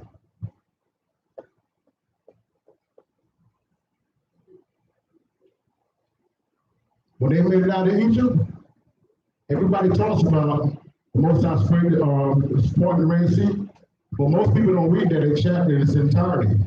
How the people were complaining at the beginning. There were people that wanted to go back to Egypt before they were here to split the Red Sea. They were like, yo, hey man, hey, ain't coming. They're ready to go back then. That's Jacob. Right now.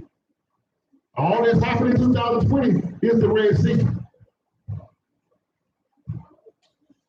And look at what Jacob's doing now. Running back to the world. Zooming it up. Zoom.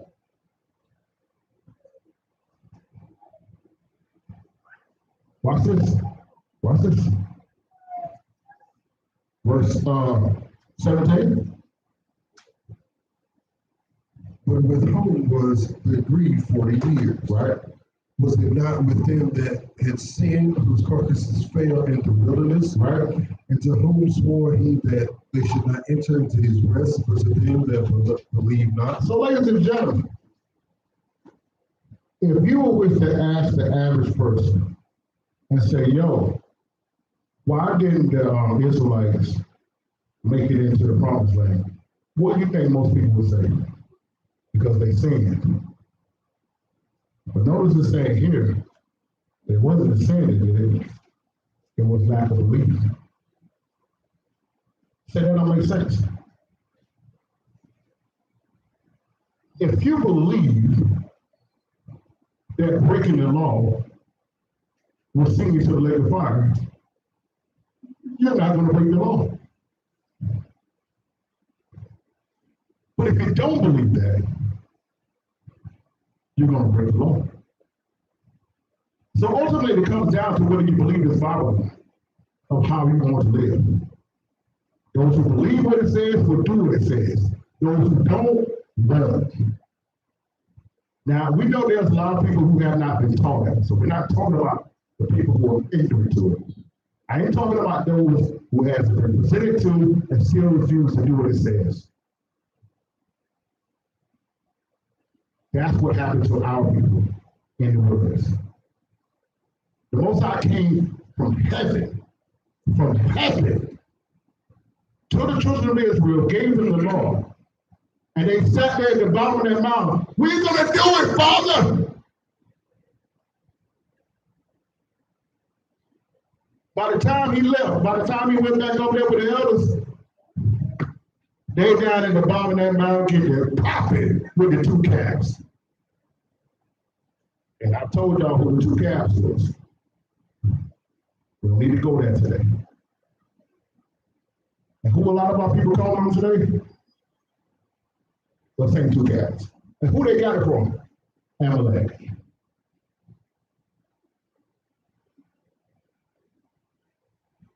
The same ones that waiting on the Messiah. The same one the Messiah had a mask on.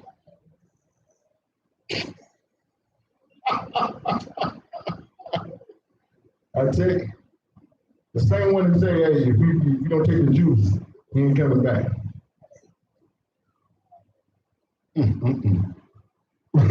Verse 19. So we see that they could not enter in because of unbelief. They could not enter in, ladies and gentlemen, because of belief. Now, watch this. Go to Zechariah 13. Remember, I told you that the Most High never does. He never changes. What he has done is what he will do. Watch this. Remember, we just talked about that the people that couldn't make it in, didn't make it in, was the ones that refused to listen and refused to believe what he said to do. Let's go to Zechariah 13. It would be really nice to break down this whole chapter, but we don't have time to do that today. Zechariah 13, and let's start there, verse 7. Awake, O soul, against my shepherd. Whoa.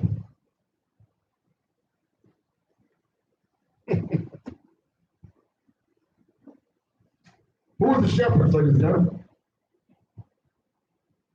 Who are the shepherds? And the pastors? Read it again, baby.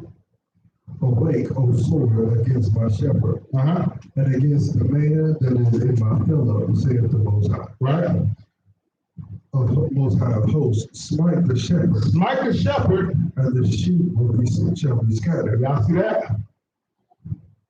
Isn't that not what happened last 2 years? Smite the shepherd, and the sheep will scatter.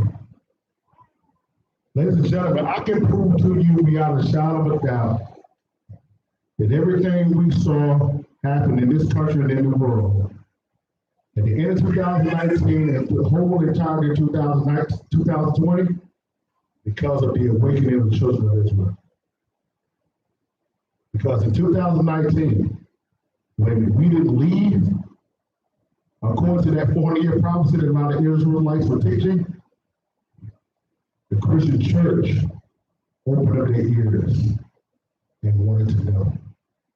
And we had a flood of brothers and sisters who had access to the Christian church and was going there telling them who they were. We had the Bible in Black Congress. Have anybody ever watched that video? Those videos? I will say it to you. We packed out a church in High Point to the walls of Christians. Pastor was there, the deacons was there, all the pastor peers of him getting this truth. How many churches did we go into in 2019? I think like 2 or 3, just us. A lot of my aunts, so many doors opened up. I got proof that the Jewish people did a survey in our communities across America. And on that survey, my hand to the Most High, one of the questions that they asked them, have you ever heard about Black Hebrew Israelites?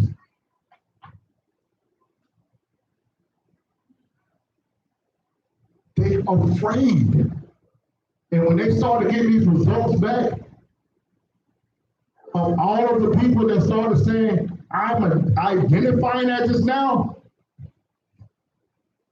up in Detroit in 2018, the Great Awakening up there, up under the leadership of Pastor Kim Howard, they had one of the largest conferences in Detroit history. Because before you started seeing things done on this scale, the American media equated this awakening just to some thugs on the block. But the guys that was coming to that Great Awakening was military, business owners, professional, career people, top-notch people that stay in the suburbs, making $100, $200, $300 a year. That's a problem. That's a problem to the end. Because when you come into this truth, not out of desperation, but out of true awakening of the Most High, they know it's over. Everything that happened last year and it's continuing to go in this can, they're kicking down the road every other month. Oh, we're good, everything's straight. All the cases are rising. Oh, we're good, everything's straight. All the cases are rising. Have y'all read about the hospitals lately? Do you see it going on with the things going on in the news? You hear people talk about, oh, everybody died. Oh, man, it's just life going on is normal. Let me explain to people about an epidemic. When there's an epidemic, people are found on the side of the road, in the houses. People that died during epidemics don't voluntarily go to the hospital. Okay? You don't drive yourself down there. When it's an epidemic, you're dead wherever you are. You see people laying on the side of the streets, just dead? No! How many people have been found dead in their houses? Every night. They show an ambulance. You're the hospital, people running around and same flash photography. Bring a person on. Oh my God, if I would have had it, took it. Ain't you alive? They act like they're coming back, like they're giving the sweet from heaven. Man, I wouldn't be here. I'm only here because I didn't take it. You sitting there alive telling me, oh, I wish I had took it. What are you talking about?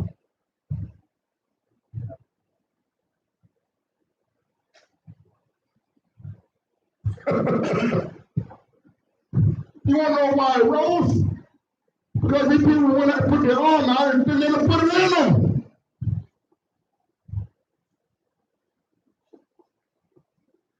We'll give y'all one last thing, I'm going to move on. 2017 to 2020, there was around, around 700 to 800 deaths due to vaccines. That's 2017 to 2020. From December 2020 to April of this year, 3,700. And that's all from one.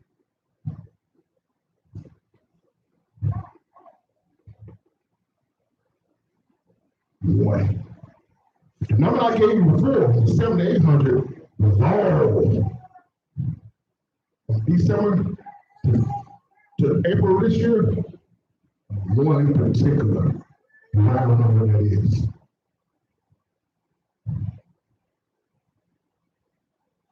But people still ain't put two and two together.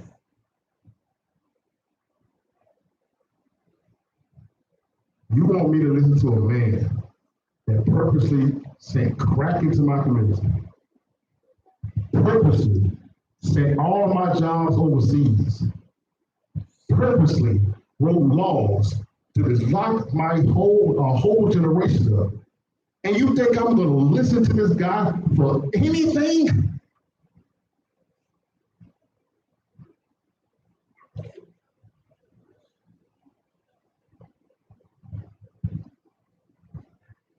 But yet, the pastors of our community are in league with the devil. Zechariah 12, 13 and 7. Break, O sword, against my shepherd, and against the man that is my fellow, saith the Most High of hosts. Smite the shepherd, and the sheep shall be scattered, and I will turn my hand upon the little ones. And I will turn my hand upon the little ones. Now, as the Most High is scattering what they know to be as a Christian church, it is our job to get them. And look at this, verse 8. And it shall come to pass that in all the land, saith the Most High, 2 parts therein shall be cut off and die. Read that again. 2 parts therein shall be cut off and die. 2/3 of our people are not going to make it.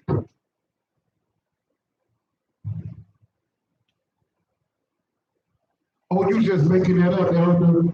That's a stretch, Elder. You just trying to make it sound like what you want, Elder. Hold that. Give me Amos 9. I'm trying, my heart is bleeding for our people.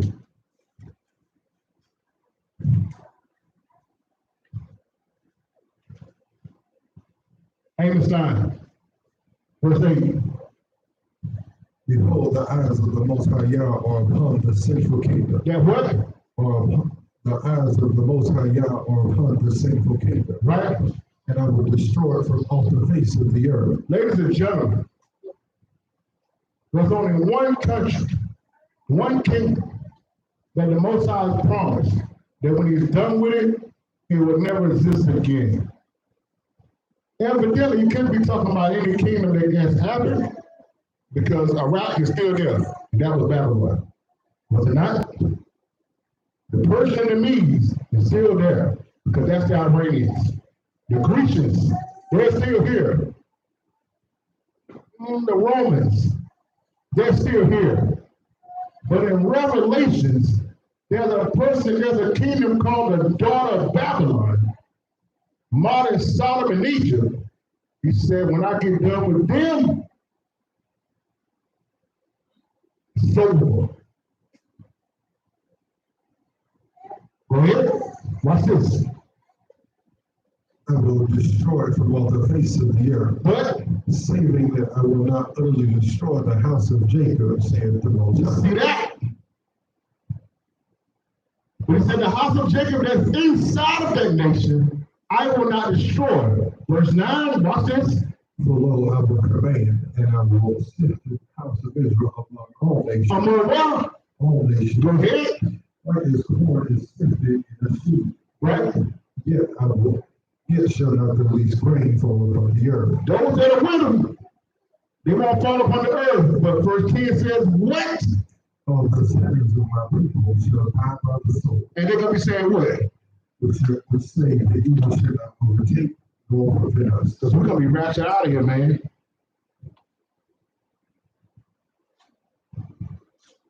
See that? The government would never do that to us.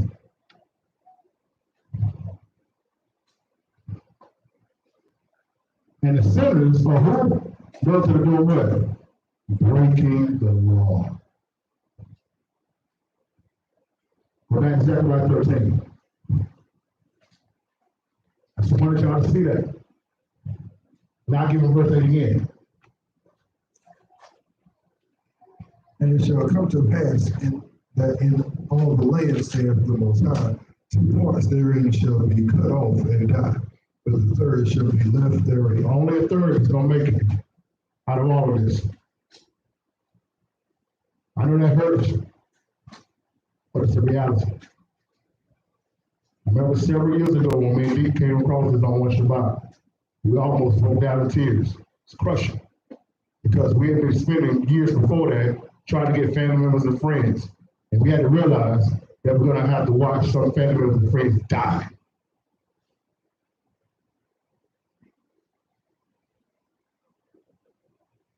Because they love their oppressor.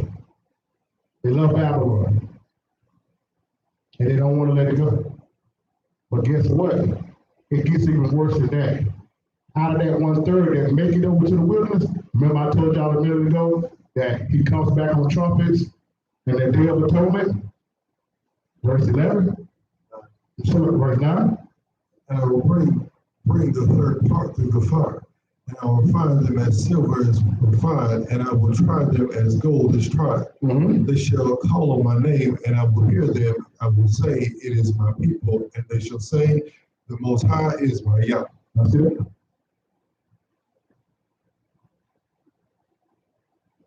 So the third that make it to the wilderness, even all of them ain't ready.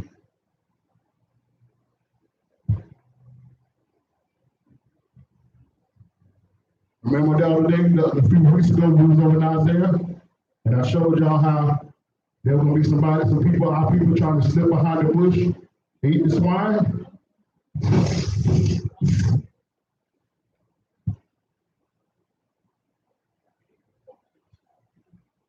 Our people right now will die on this swine. They don't even know that our people, our ancestors, when we chose death to eat it, now our people are dying eating it. And that's all 12 tribes.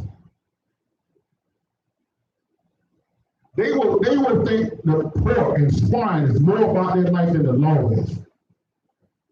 I can't give up the law. I give up the law, but I can't give up my pork.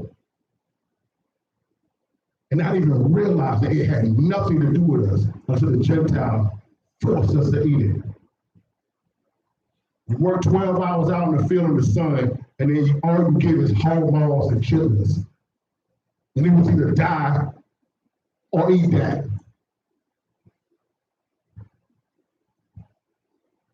And our people don't even realize this.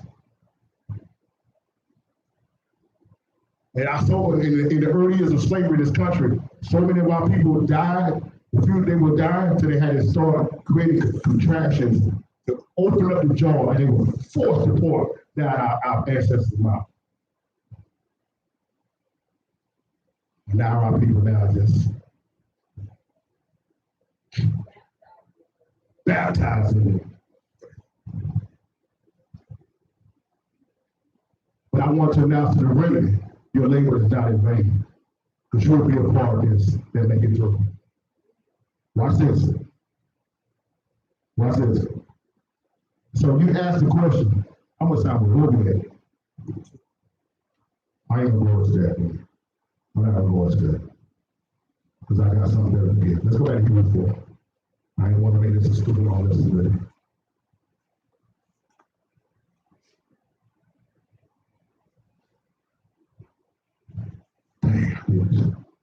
Damn.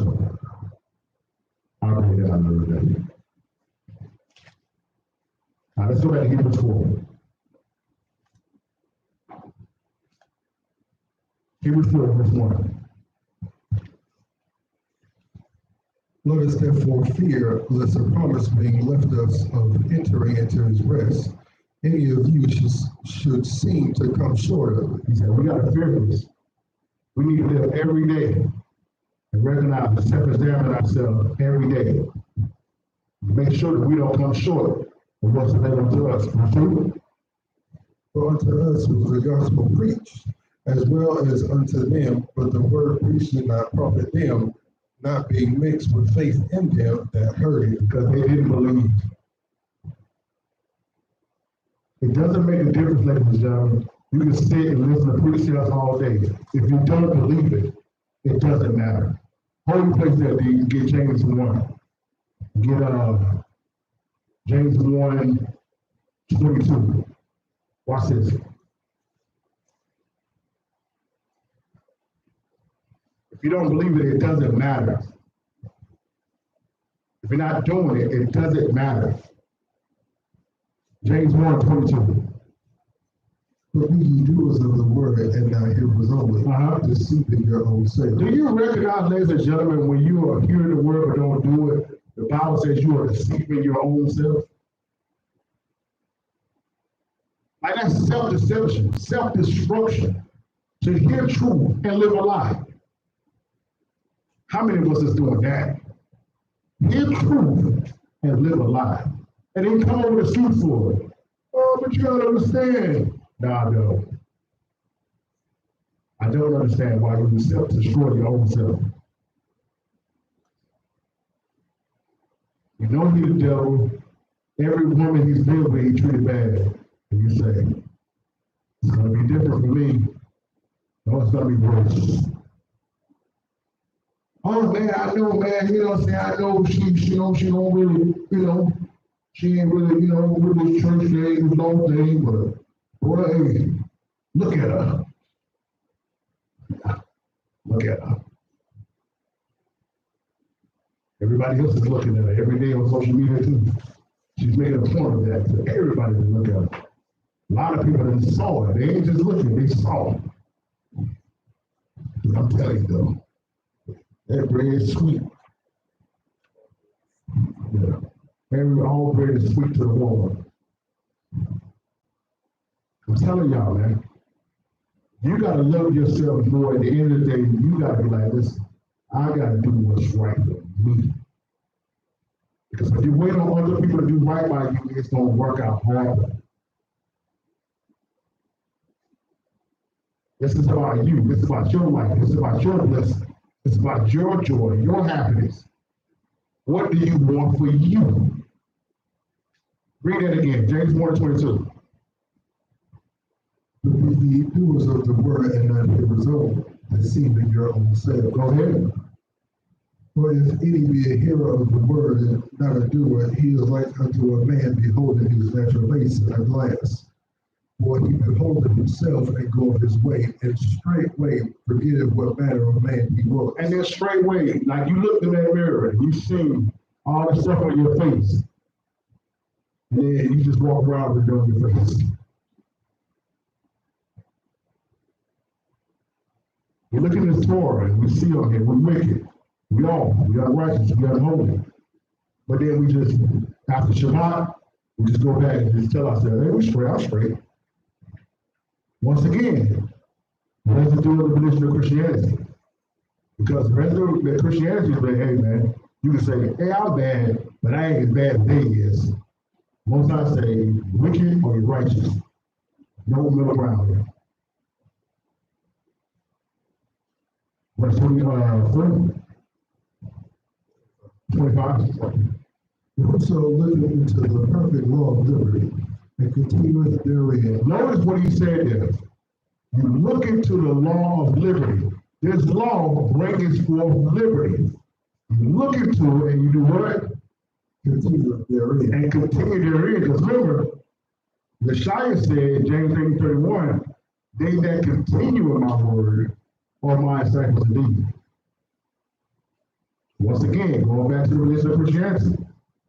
Jesus people, You come down, you make a confession, you're saved. This is the reason why most people never change.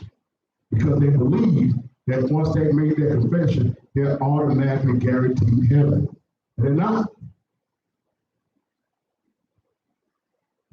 What old folks used to say all the time to ladies, why buy the cow? If the milk is free. Well, most people are looking at it as why I need to do to be righteous if heaven is free. And it's not. Remember the lesson that we did the other day? Salvation, a free gift that costs you.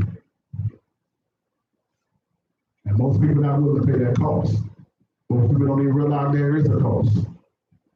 Finish the rest of that meeting. He being not a forgetful hearer, but a doer of the work. This man shall be blessed in his deed. He shall be what? Shall be blessed in his deed. Y'all see that? Let's go back to Hebrews 3. I wanted to make sure y'all saw that. Hebrews 4 slide. Now this next verse is going to hurt. I think but I wanted to hurt so good. You know how to say it? Make it hurt so good. I remember when I first read this verse, and I'm not sure y'all here, and it just blew me away. Check this out. Hebrews 4 and 3. For we which have believed do enter into rest, as he said, as I have sworn in my wrath, if they shall enter into my rest, although the works were finished from the foundation of the world. Y'all hear that? Do you realize, ladies and gentlemen, that so many of our people leave so many of our blessings on the table? Now, I told this parable that I came with once I gave you several years ago. I told this years ago to some kids. And so don't think that, even though it may sound a little kiddish, I'm going to say this to you all because I just want you to get an understanding of what I'm saying. I did this at a youth conference that we did before, okay? So I'm going to share it with you, but I'm not talking down to you, just hope you see what I mean by parable. So there was a man that died and he went to heaven. And he went to the gate and he heard the voice says, enter ye into my rest. And so the angel was walking all through heaven and he was looking around and he was seeing the roads, the paved gold, and the beautiful trees and the rivers and the flowers. And he saw the great throne and where the Most High was. And he said, I want to go there. He said, no, you can't go there yet. Got some more things you got to do. So he kept swarming around. And as he was walking, he saw a huge building over to the left. And he said, sir, what's in that building? He said, don't worry about it. So he just kept on showing around heaven. He met some of his loved ones. But as he was standing there, he turned around again and he saw the building and he said, sir, what's in that building? He kept saying, don't worry about it. You don't need to worry about it. So they was going to somewhere else, and the building is so big, everywhere you go, you can see the building. When he said, what is in this building? And he said, are you sure you want to see what's in this building? He said, yes, I'm sure. So he goes into the building, and the building is filled with a whole bunch of boxes. And inside those boxes, they're like the filing cabinets. You know how the filing cabinets can pull out? So he's walking through there, and then all of a sudden the angel stops at a particular filing cabinet. And he looks at it and he sees his name on it. And he looks and said, why does this cabinet have my name on it? He said, you wanted to know, I'm going to show you. So he opens the cabinet up, and he opens it up, the cabinet just goes all the way out. It goes to the front of the cabinet, and in the front of the cabinet, there's an envelope for $26.47. $26.47. Why do I got $26.47 in my cabinet?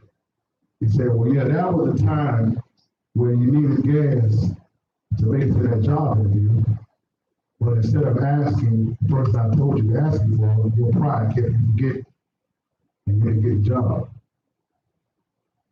What? So he keeps looking, and he sees the leaf. He looks at it and says, "What is leaf for?" "Oh yeah, that was for that chronic cough that you've been dealing with for the last 30 years. It was available, but you never asked for it, so we couldn't give it to you." And as he just kept going through the file, he kept saying all these things that he wanted, but he never had enough faith to believe the Most High. All of the stuff that he left on the table.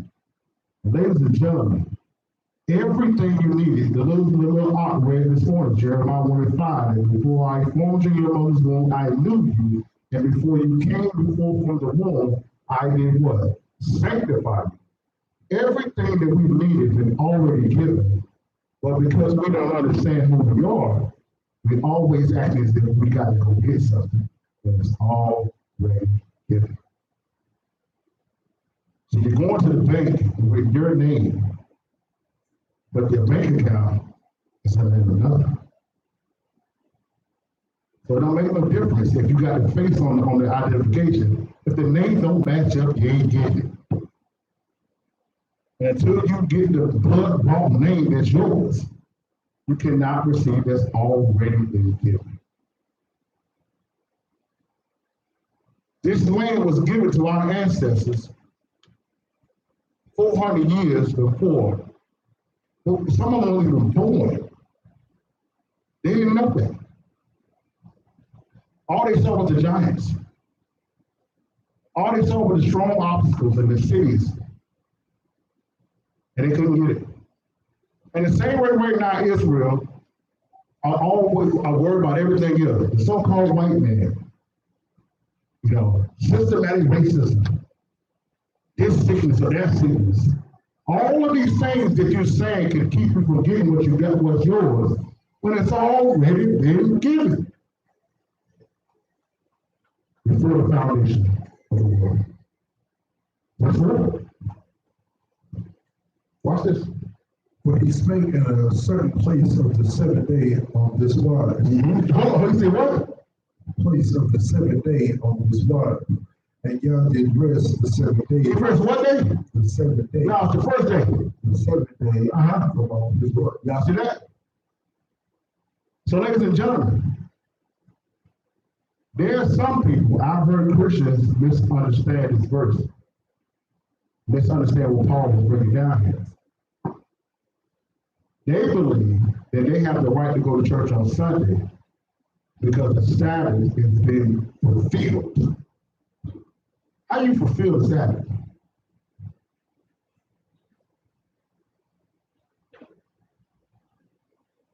When Paul says there's another rest, well, I told you, what Most High does in the beginning, it's the same thing he does in the end.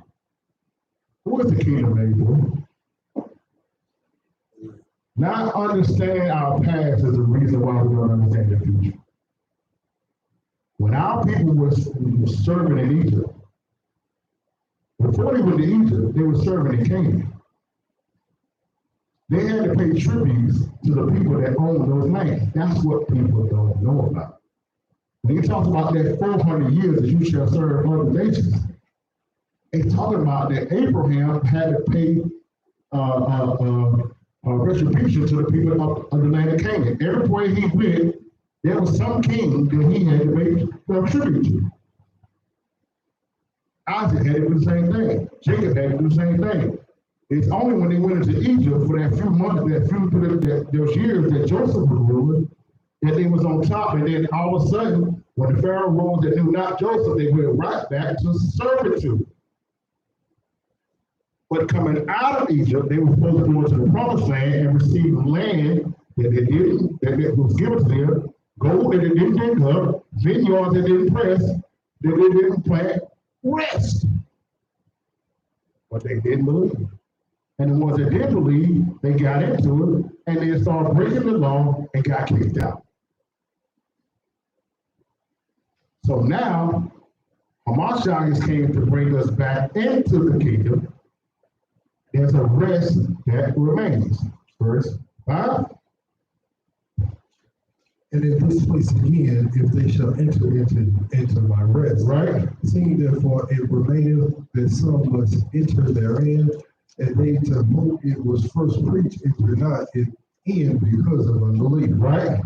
Again, he liveth a certain day, saying in David, today after so long a time, as it is said, today if you will hear my voice, harden not your hearts. Right? But if Yeshua had given them rest, then would he have not afterwards have spoken of another day. So if he said, if Yeshua would have given the rest that everybody thinks they got now because they're quote unquote saved, he would never talk about this other day that's coming. What we just read in Revelation. The day that's coming, remember he said, I'm going to give you a new name, I'm making a pillar in the temple of my God, and I'm going to bring a new Jerusalem down from my God. That's what Jesus was talking about. That's what Yeshua was talking about. Another day. Watch this. Verse 8. Verse 9. There remaineth therefore a rest to the people of Yah. Who is the people of Yah? Israel. There's another rest, and that's the kingdom. When we shall rule with Yeshua for 1,000 years, and the Gentiles shall do what? Serve. Hold that. Get Isaiah 14. I need y'all to understand this. Your labor is not in vain. You seeing all this hard work you got to do right now, all the stuff you got to go through right now, it's for a reason. It's for a reason. Isaiah 14, verse 1. For the Most High will have mercy on Jacob. You gonna have mercy on who? Mercy on Jacob. And will yet choose Israel. You gonna choose who? Choose Israel. Now I'm gonna choose everybody. Choose Israel. Go ahead. And set them in their own land. And the stranger shall be drawn with them. They shall cleave to the house of Jacob. They shall cleave to the house of Jacob. Go ahead. And people shall take them and bring them to their place. Right. And the house of Israel shall possess them in the land for the Most High for servants and for servants and handmaids. We're not doing any work no more. They're gonna do the work. Remember, Israel had to serve as what? Punishment. They get to serve for reward. It's a sweet deal, man. Verse 3. Yeah, go ahead. I'm sorry. shall possess them in the land of the Most High for servants and handmaids. Right.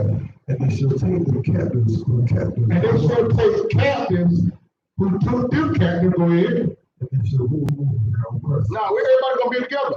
They shall rule over their own person. Now, it's gonna be a democracy, man. They shall rule over their own person. Now, every 4 years, we're gonna have an election. They shall rule over their own person. Now, it's gonna be the Democrats and Republicans. They shall rule over their own We person. shall rule over the oppressor. Your labor is not gonna be in vain. You understand? That even before.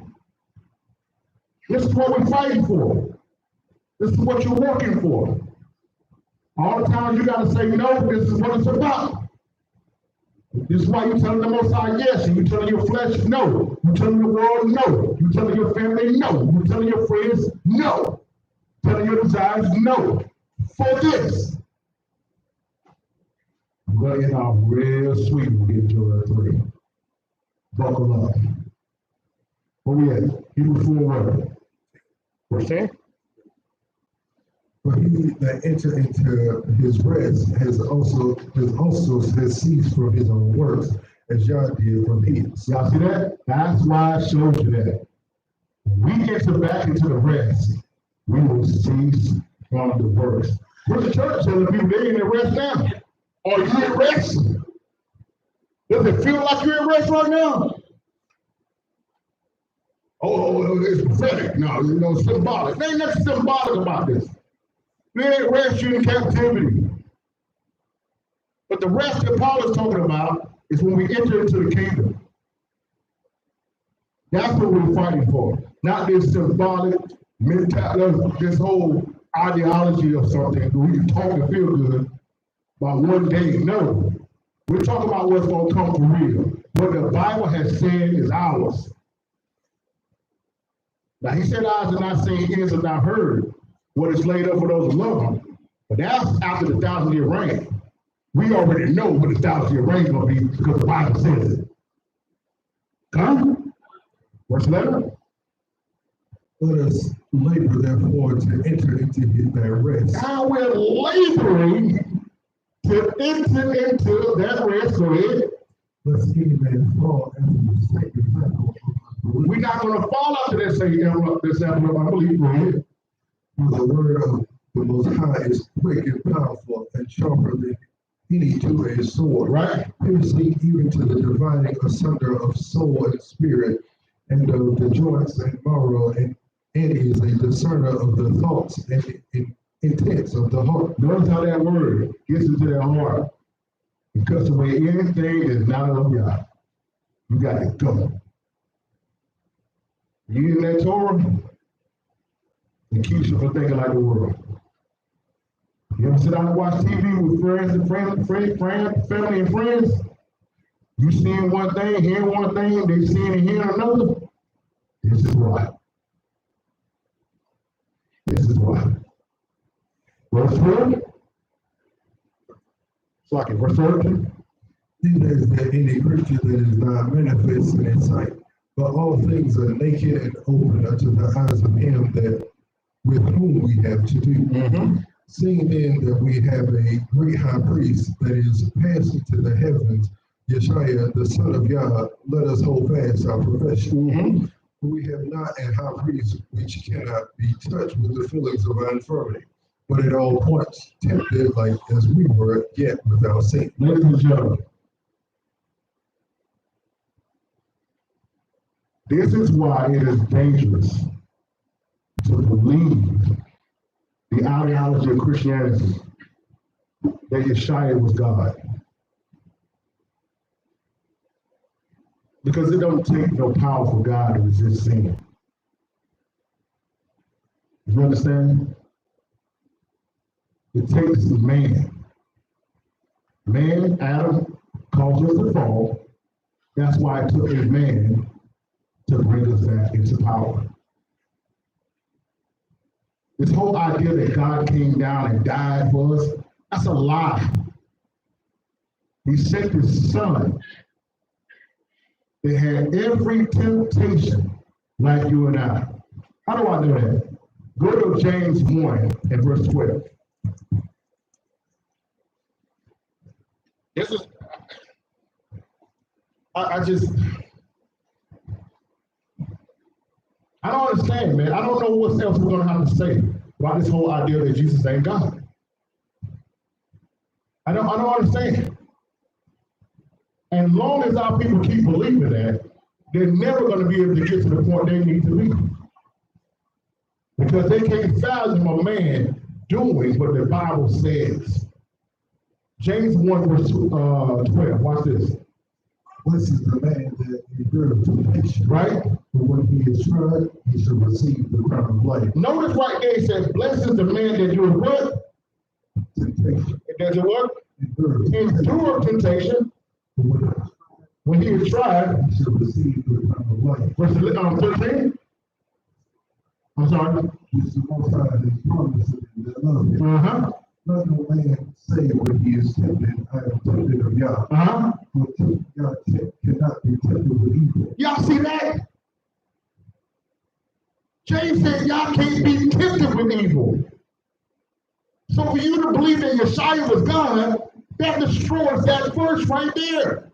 That's calling Paul a liar. Because Paul said Yeshua was tempted at every point like you and God.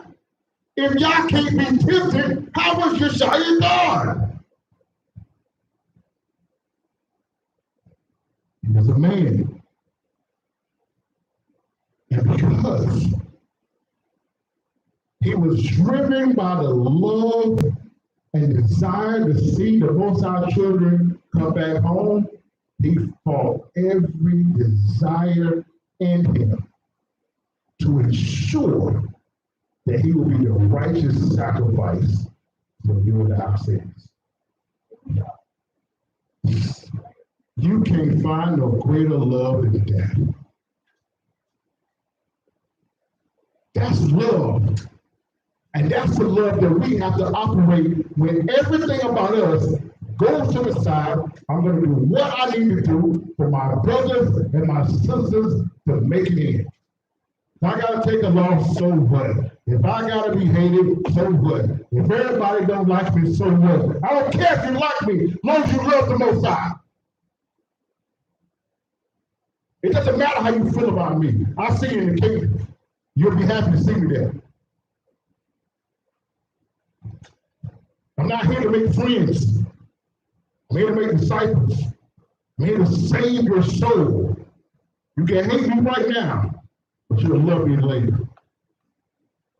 I tell people all the time, when my homeboy committed suicide, and that pastor was up there talking about, I hope he got it right before his eyes closed. I hated that man. I was mad. That anger led me to this Bible, and I had to realize, if I don't get it right, I'm going to the same fire. This whole idea that you got to talk to them and rub it back and make them feel good, that's foolishness.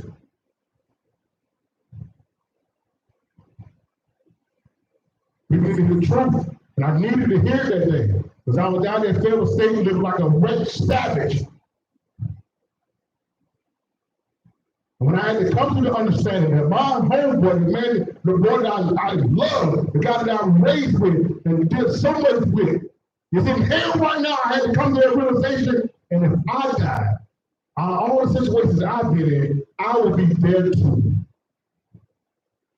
It won't time for no sugarcoating, making my feelings, make me feel good. I need to hear the truth. And I think it was time for that day.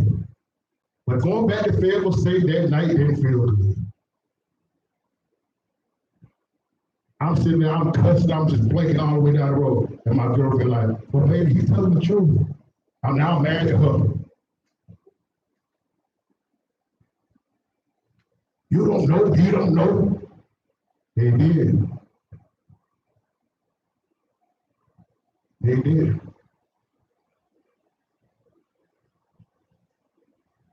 They did. Ladies and gentlemen, you have a high priest that understands what you're going through. Every desire that you deal with, everything that you're fighting, you deal with it too. He understands. That's why he's on the right hand of the Most High, making intercession. Hold up, Father. She gonna get it. Just give us the time. Hold up, Father. I know he's tripping, but I got him. I sent one of the angels.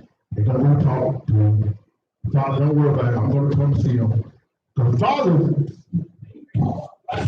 hey, judge you right where you lay. Give you the biggest wrong day. You know what I'm saying? But Yeshua said right there, Father. No. Give him a chance, Father. I got him, Father. Boy, I know he's smoking on my behalf. But I deserve to be done. But ladies and gentlemen, he's doing that now. When he cracked that sky open, Yeshua's done with the grace. Now he's coming with the sword. He ain't talking after that. Which brings me to Joel 3. But give verse 16 where we go. Hebrews 4:16.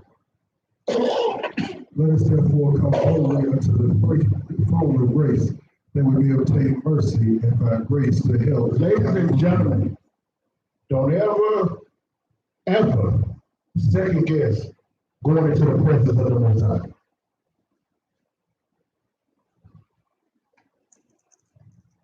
Newsflash, you don't deserve it. And you never will. But the blood has qualified you. The blood has sanctified you and qualified you to go into his presence. I don't care how you feel. I don't care what you see when you look in the mirror. Read it again. Let us come what? Let us therefore come boldly unto Boldly. Not second guessing and saying, oh man, should I? No. You know you are a son, you are a daughter of the Most Higher. You know that. But you know why you know it? Because he told you that. And you don't need nobody else's approval. Okay, what the world calls you, okay, how everybody else see you, you are a son and a daughter of the Most Higher. When we come from the zoo, and my father say, hey, some food in the kitchen. Then we sit around and look around and say, hey, you sure you think we have something to eat? We go in the kitchen boldly.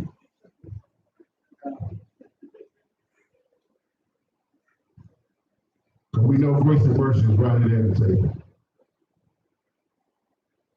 Every Shabbat, every Tuesday night, every time I look over to the left, I'm coming boldly to that plate.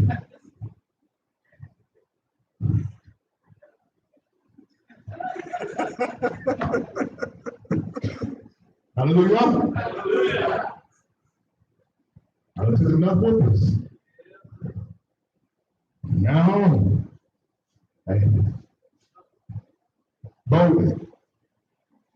It's because of relationship.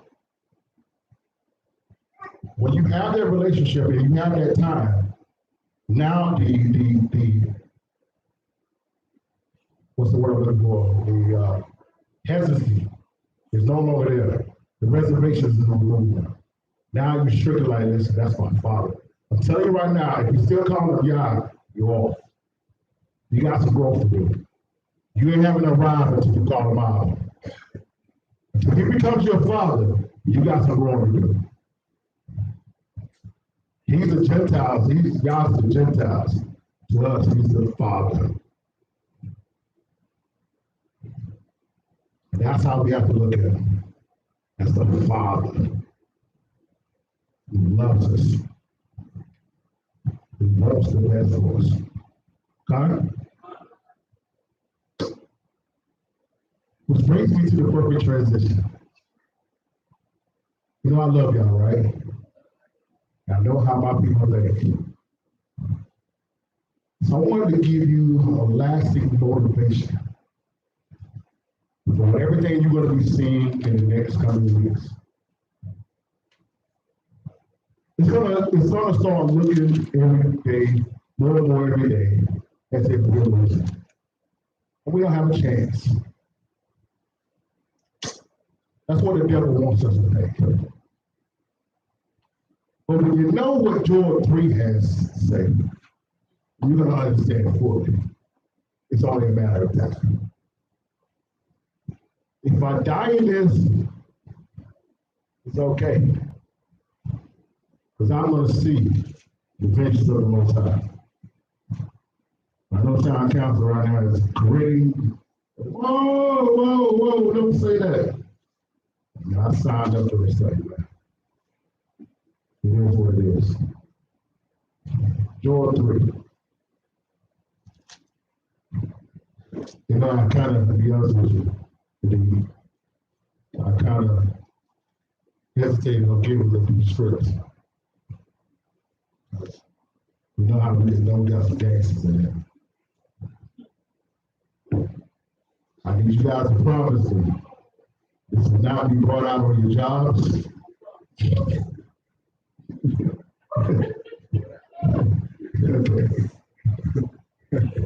Go directly with any Gentiles, unless they see the knowledge. Remember the sword is given to cut away, not to stab. Okay, so I don't need you in the shop calling me. Yeah, I just dropped that Joel 3 on them in the time.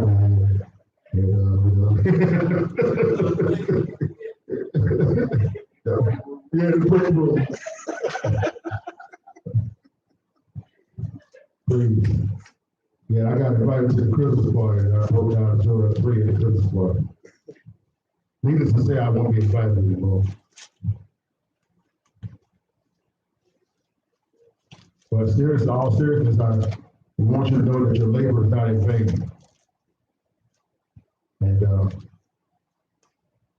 you can trust and believe that all of our enemies have already been dealt with. Because when the Most High said it's done, it's over. Babylon is done. I try to tell my family members all the time. I keep trying to tell them. I said, God, last night, D, I don't think you could have maintained yourself. You probably shot the TV up. He said, if you would have asked a person in the early 1800s, were they, this is JQ, by the way. If you'd have asked a guy in the early 1800s, would there be a war that was fought to free the slaves, they would have told you, no way. If you would have asked in the early 1900s, would there have been legislation passed, civil rights and voter rights acts to help us be better in this country, it wouldn't have happened. If you would have asked anybody in the early 90s, would there ever be a black president, it would have never happened. So we can't give up on this country. Relationships with our people have got better over the years, and I believe that if we come with hand in hand and we sit down at the table together, things is going to get better for our people in this country.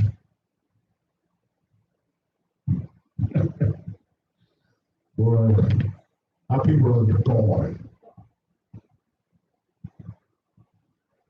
They tell themselves anything to hold on to Babylon. Anything, just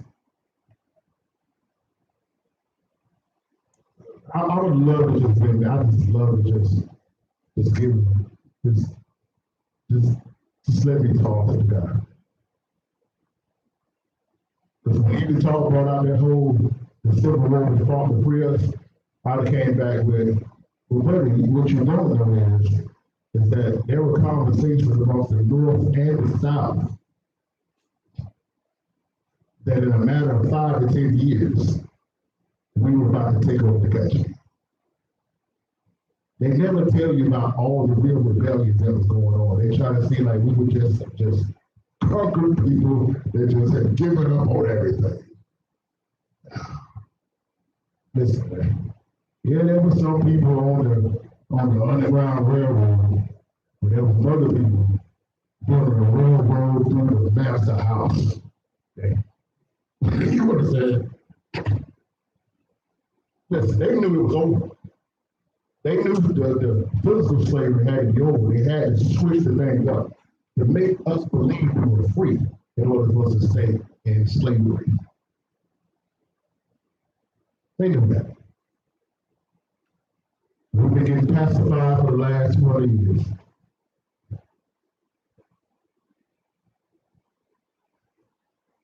I was about to say something, but they're not ready to hear that. We ain't never had no Jake president. We had a Hamite president, but he wanted Israel. I'll leave it at that. Joel 3, verse 1. But behold, in those days and in that time, when I shall bring again the captivity of Judah and Jerusalem. He said, I'm bringing back the captivity of Judah and Jerusalem. He says Jerusalem, this means all 12 tribes. Right? I will also gather all nations that will bring them down into the valley of Jehoshaphat. Right. And will plead with them there for my people. I'm going to plead with what? Plead with them there for my people and for my heritage Israel. Read that again. I will also gather all nations and will bring them down into the valley of Jehoshaphat. And will plead with them there for my people and for my heritage Israel. And this pleading, ladies and gentlemen, ain't no conversation. Okay? It ain't gonna be no talks. They're not gonna have a table set out where Yeshua on one end and the leaders of the Gentiles on the other saying, okay, let's make a deal. Let's show you what the pleading looks like. Go ahead. For they have scattered all the nations and parted my land. And they have cast lots for my people and have given a boy for a harlot and sold a girl for wine, that they might have drunk. Yeah, He thought that the Most High didn't know about what they were doing to us? Selling our children, selling our kids all over the world. Oh yeah, he know about it. And they thought they was getting away with it. They thought it was cool. They thought this is what it was always going to be. Reform? Yea, and what have ye to do with me, O Tyre and Zidon, and all the coast of Palestine? Oh, y'all thought that the Palestinians was over there getting just all that bad stuff for nothing. Oh no. What did the Palestinians do to us, Pete? Will ye render me a recompense if ye recompense me? Swiftly and speedily will I return your recompense upon your own head. You thought now you're going to come with some prayers and ask for forgiveness? No, I'm going to put it all back on your head. Everything that is happening to them is because of what they did to our people. What did they do, Pete? Refine? Because ye have taken my silver and my gold, carried it into your temples and goodly pleasant things. Oh, you didn't think you knew about that? So they thought they got robbed in 1948 when Amalek came and said, let me get that. But who did you get the country from? Huh? You were never there. All of a sudden now, it's called Palestine? Oh, no. No. Esau turned his back on you. Because when Esau was killing us in 7 AD, look at what they were doing. Verse 6. The children also of Judah and the children of Jerusalem have ye sold unto the Grecians. You sold our people to the Grecians. You didn't think you know about that? You thought you was getting away with that? When you go into Maccabees, you see all about it. When you go into Jasher, you will see that when they came to fight us, the Palestinians would come and set up slave markets right out there.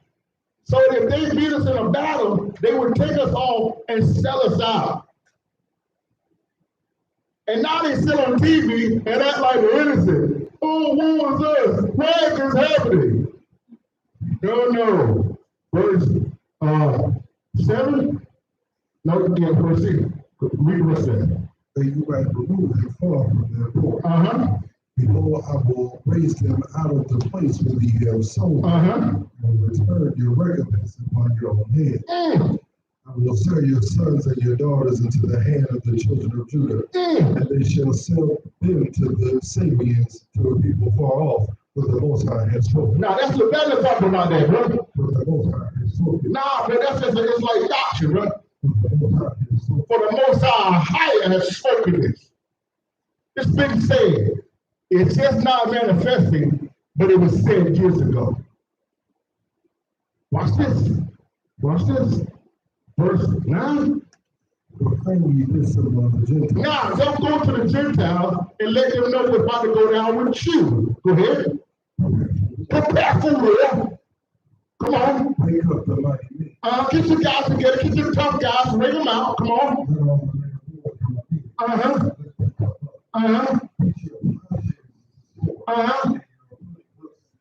Right? Yeah, gas each other up. Say you got this. Go ahead and get your soft force. Get your guns ready. Tell it, hey, you want to stop us when we come in invasion. You think we don't know what your soft force is about? Get them ready, because I'm coming. Watch this. Verse 11. Assemble yourselves and come, all of you, and gather yourselves together around about. Right. And cause the mighty ones to come back up. Right. Let the heathen be wakened and come up to the valley of Jehoshaphat. Right. But there will I sit to judge all the heathen round about. But when he say judge, it won't be no talking. It won't be no pointing fingers. It ain't gonna be no Dick McGowan. He says head getting split, wings getting split. In the famous words of Little John, I'll get your I love that.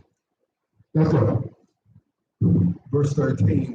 Put ye in the sickle, Right. for the harvest is ripe. Right. Come, get you down, for the press is full. The fats overflow, for the wickedness is great. For the wickedness is great. It's going to take 70 years for them to clean up all this. Bodies everywhere. Watch this. Verse 14. Multitudes. Multitudes. Multitudes. Multitudes. In the valley of decision. The day of the Most High is near in the valley of decision. Right. The sun and the moon shall be dark. Right. And the sun shall withdraw. Then what's going to happen? No, that's not the Most High. That's just Shire. Go ahead.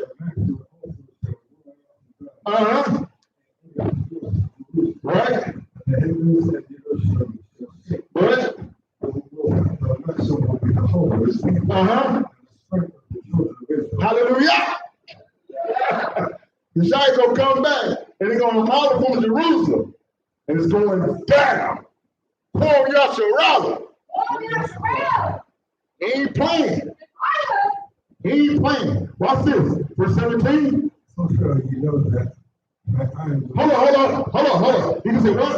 So shall you know So shall you know that I hire the Most High. Right. Right. You ain't never coming through here again. The Gentiles will never enter the city again.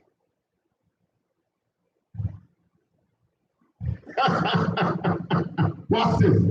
Verse 18. It shall come to pass in that day that the mountains shall drop down and divide, Right.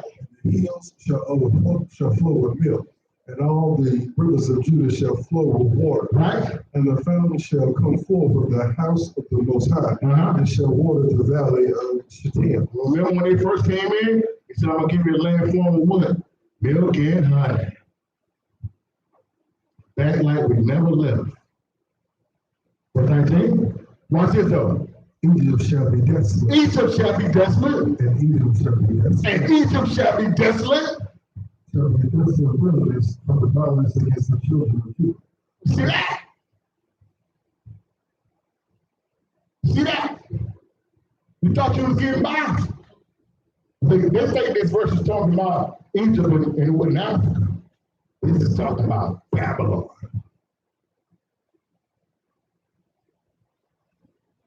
That's what that's talking about. Egypt and Edom. He's making sure you know exactly who he's talking about. Read that again, Steve. Egypt shall be a desolation, and Edom shall be a desolate wilderness, for the violence against the children of Judah, because they have shed innocent blood in their land. In their land. Where is Edom's land? America. And who did they kill over here? Judah. Most I said, you're going to pay. Verse 20. But Judah shall dwell forever. Read that again. But Judah shall dwell forever. But Judah shall dwell forever. Jerusalem from generation to generation. While the cleanse the blood that I have not cleansed, for the Most High dwelleth in Zion. Hallelujah. All praise. Allah. Abba Hayya Bahashim Yeshaya. Your labor is not in vain, ladies and gentlemen. This is what we fight for. This is what we fight for.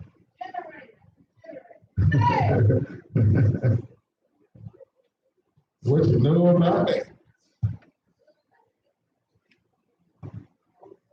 So, ladies and gentlemen, I know sometimes it gets difficult, it's hard, and we feel like we can't make it, but you gotta take these verses that we went through today, you gotta let it empower you on the dark days, strengthen you, let you know, ladies and gentlemen, that your labor is not in vain. We're gonna make it. What did the kid say too? We gonna make it. We gonna make it. We gonna make it. Straight up. So, ladies and gentlemen, as I said before, we'd like to give call halal, Abahaya Bahashim Yeshai, for everything that went forth here today. We thank our YouTube and Facebook family for joining us today. We pray and hope that something was said to inspire you, something that was said to encourage you. We pray and hope something was said to empower you to continue to stand in the midst of everything that's going forward, what's going on in this country. I'm not sitting here, ladies and gentlemen, acting as if it's not acting as if every day is going to be a sunny day. We got some mountains to climb. We're going to have some battles to fight.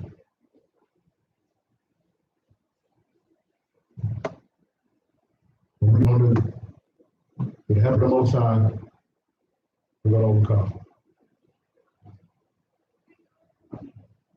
So just don't allow what you see to affect what you know. Focus on what you know, regardless of what you see. Because faith comes by, we must walk by faith and not by sight. Okay? Now I can't think of a better song thing for us to go out on than this right here.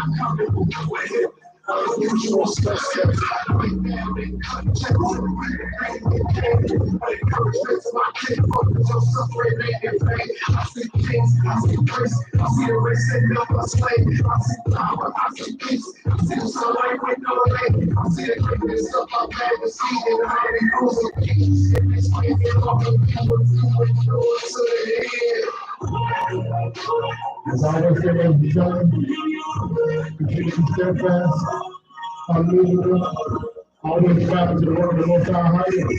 We want you to know that we love you, share and worship, but the Most High loves you more. Barakatah, Tom Yasharala, Tom Yasharala, Tom Yasharala. Shalom. You got to walk in this verse right here, though. Don't get this verse right.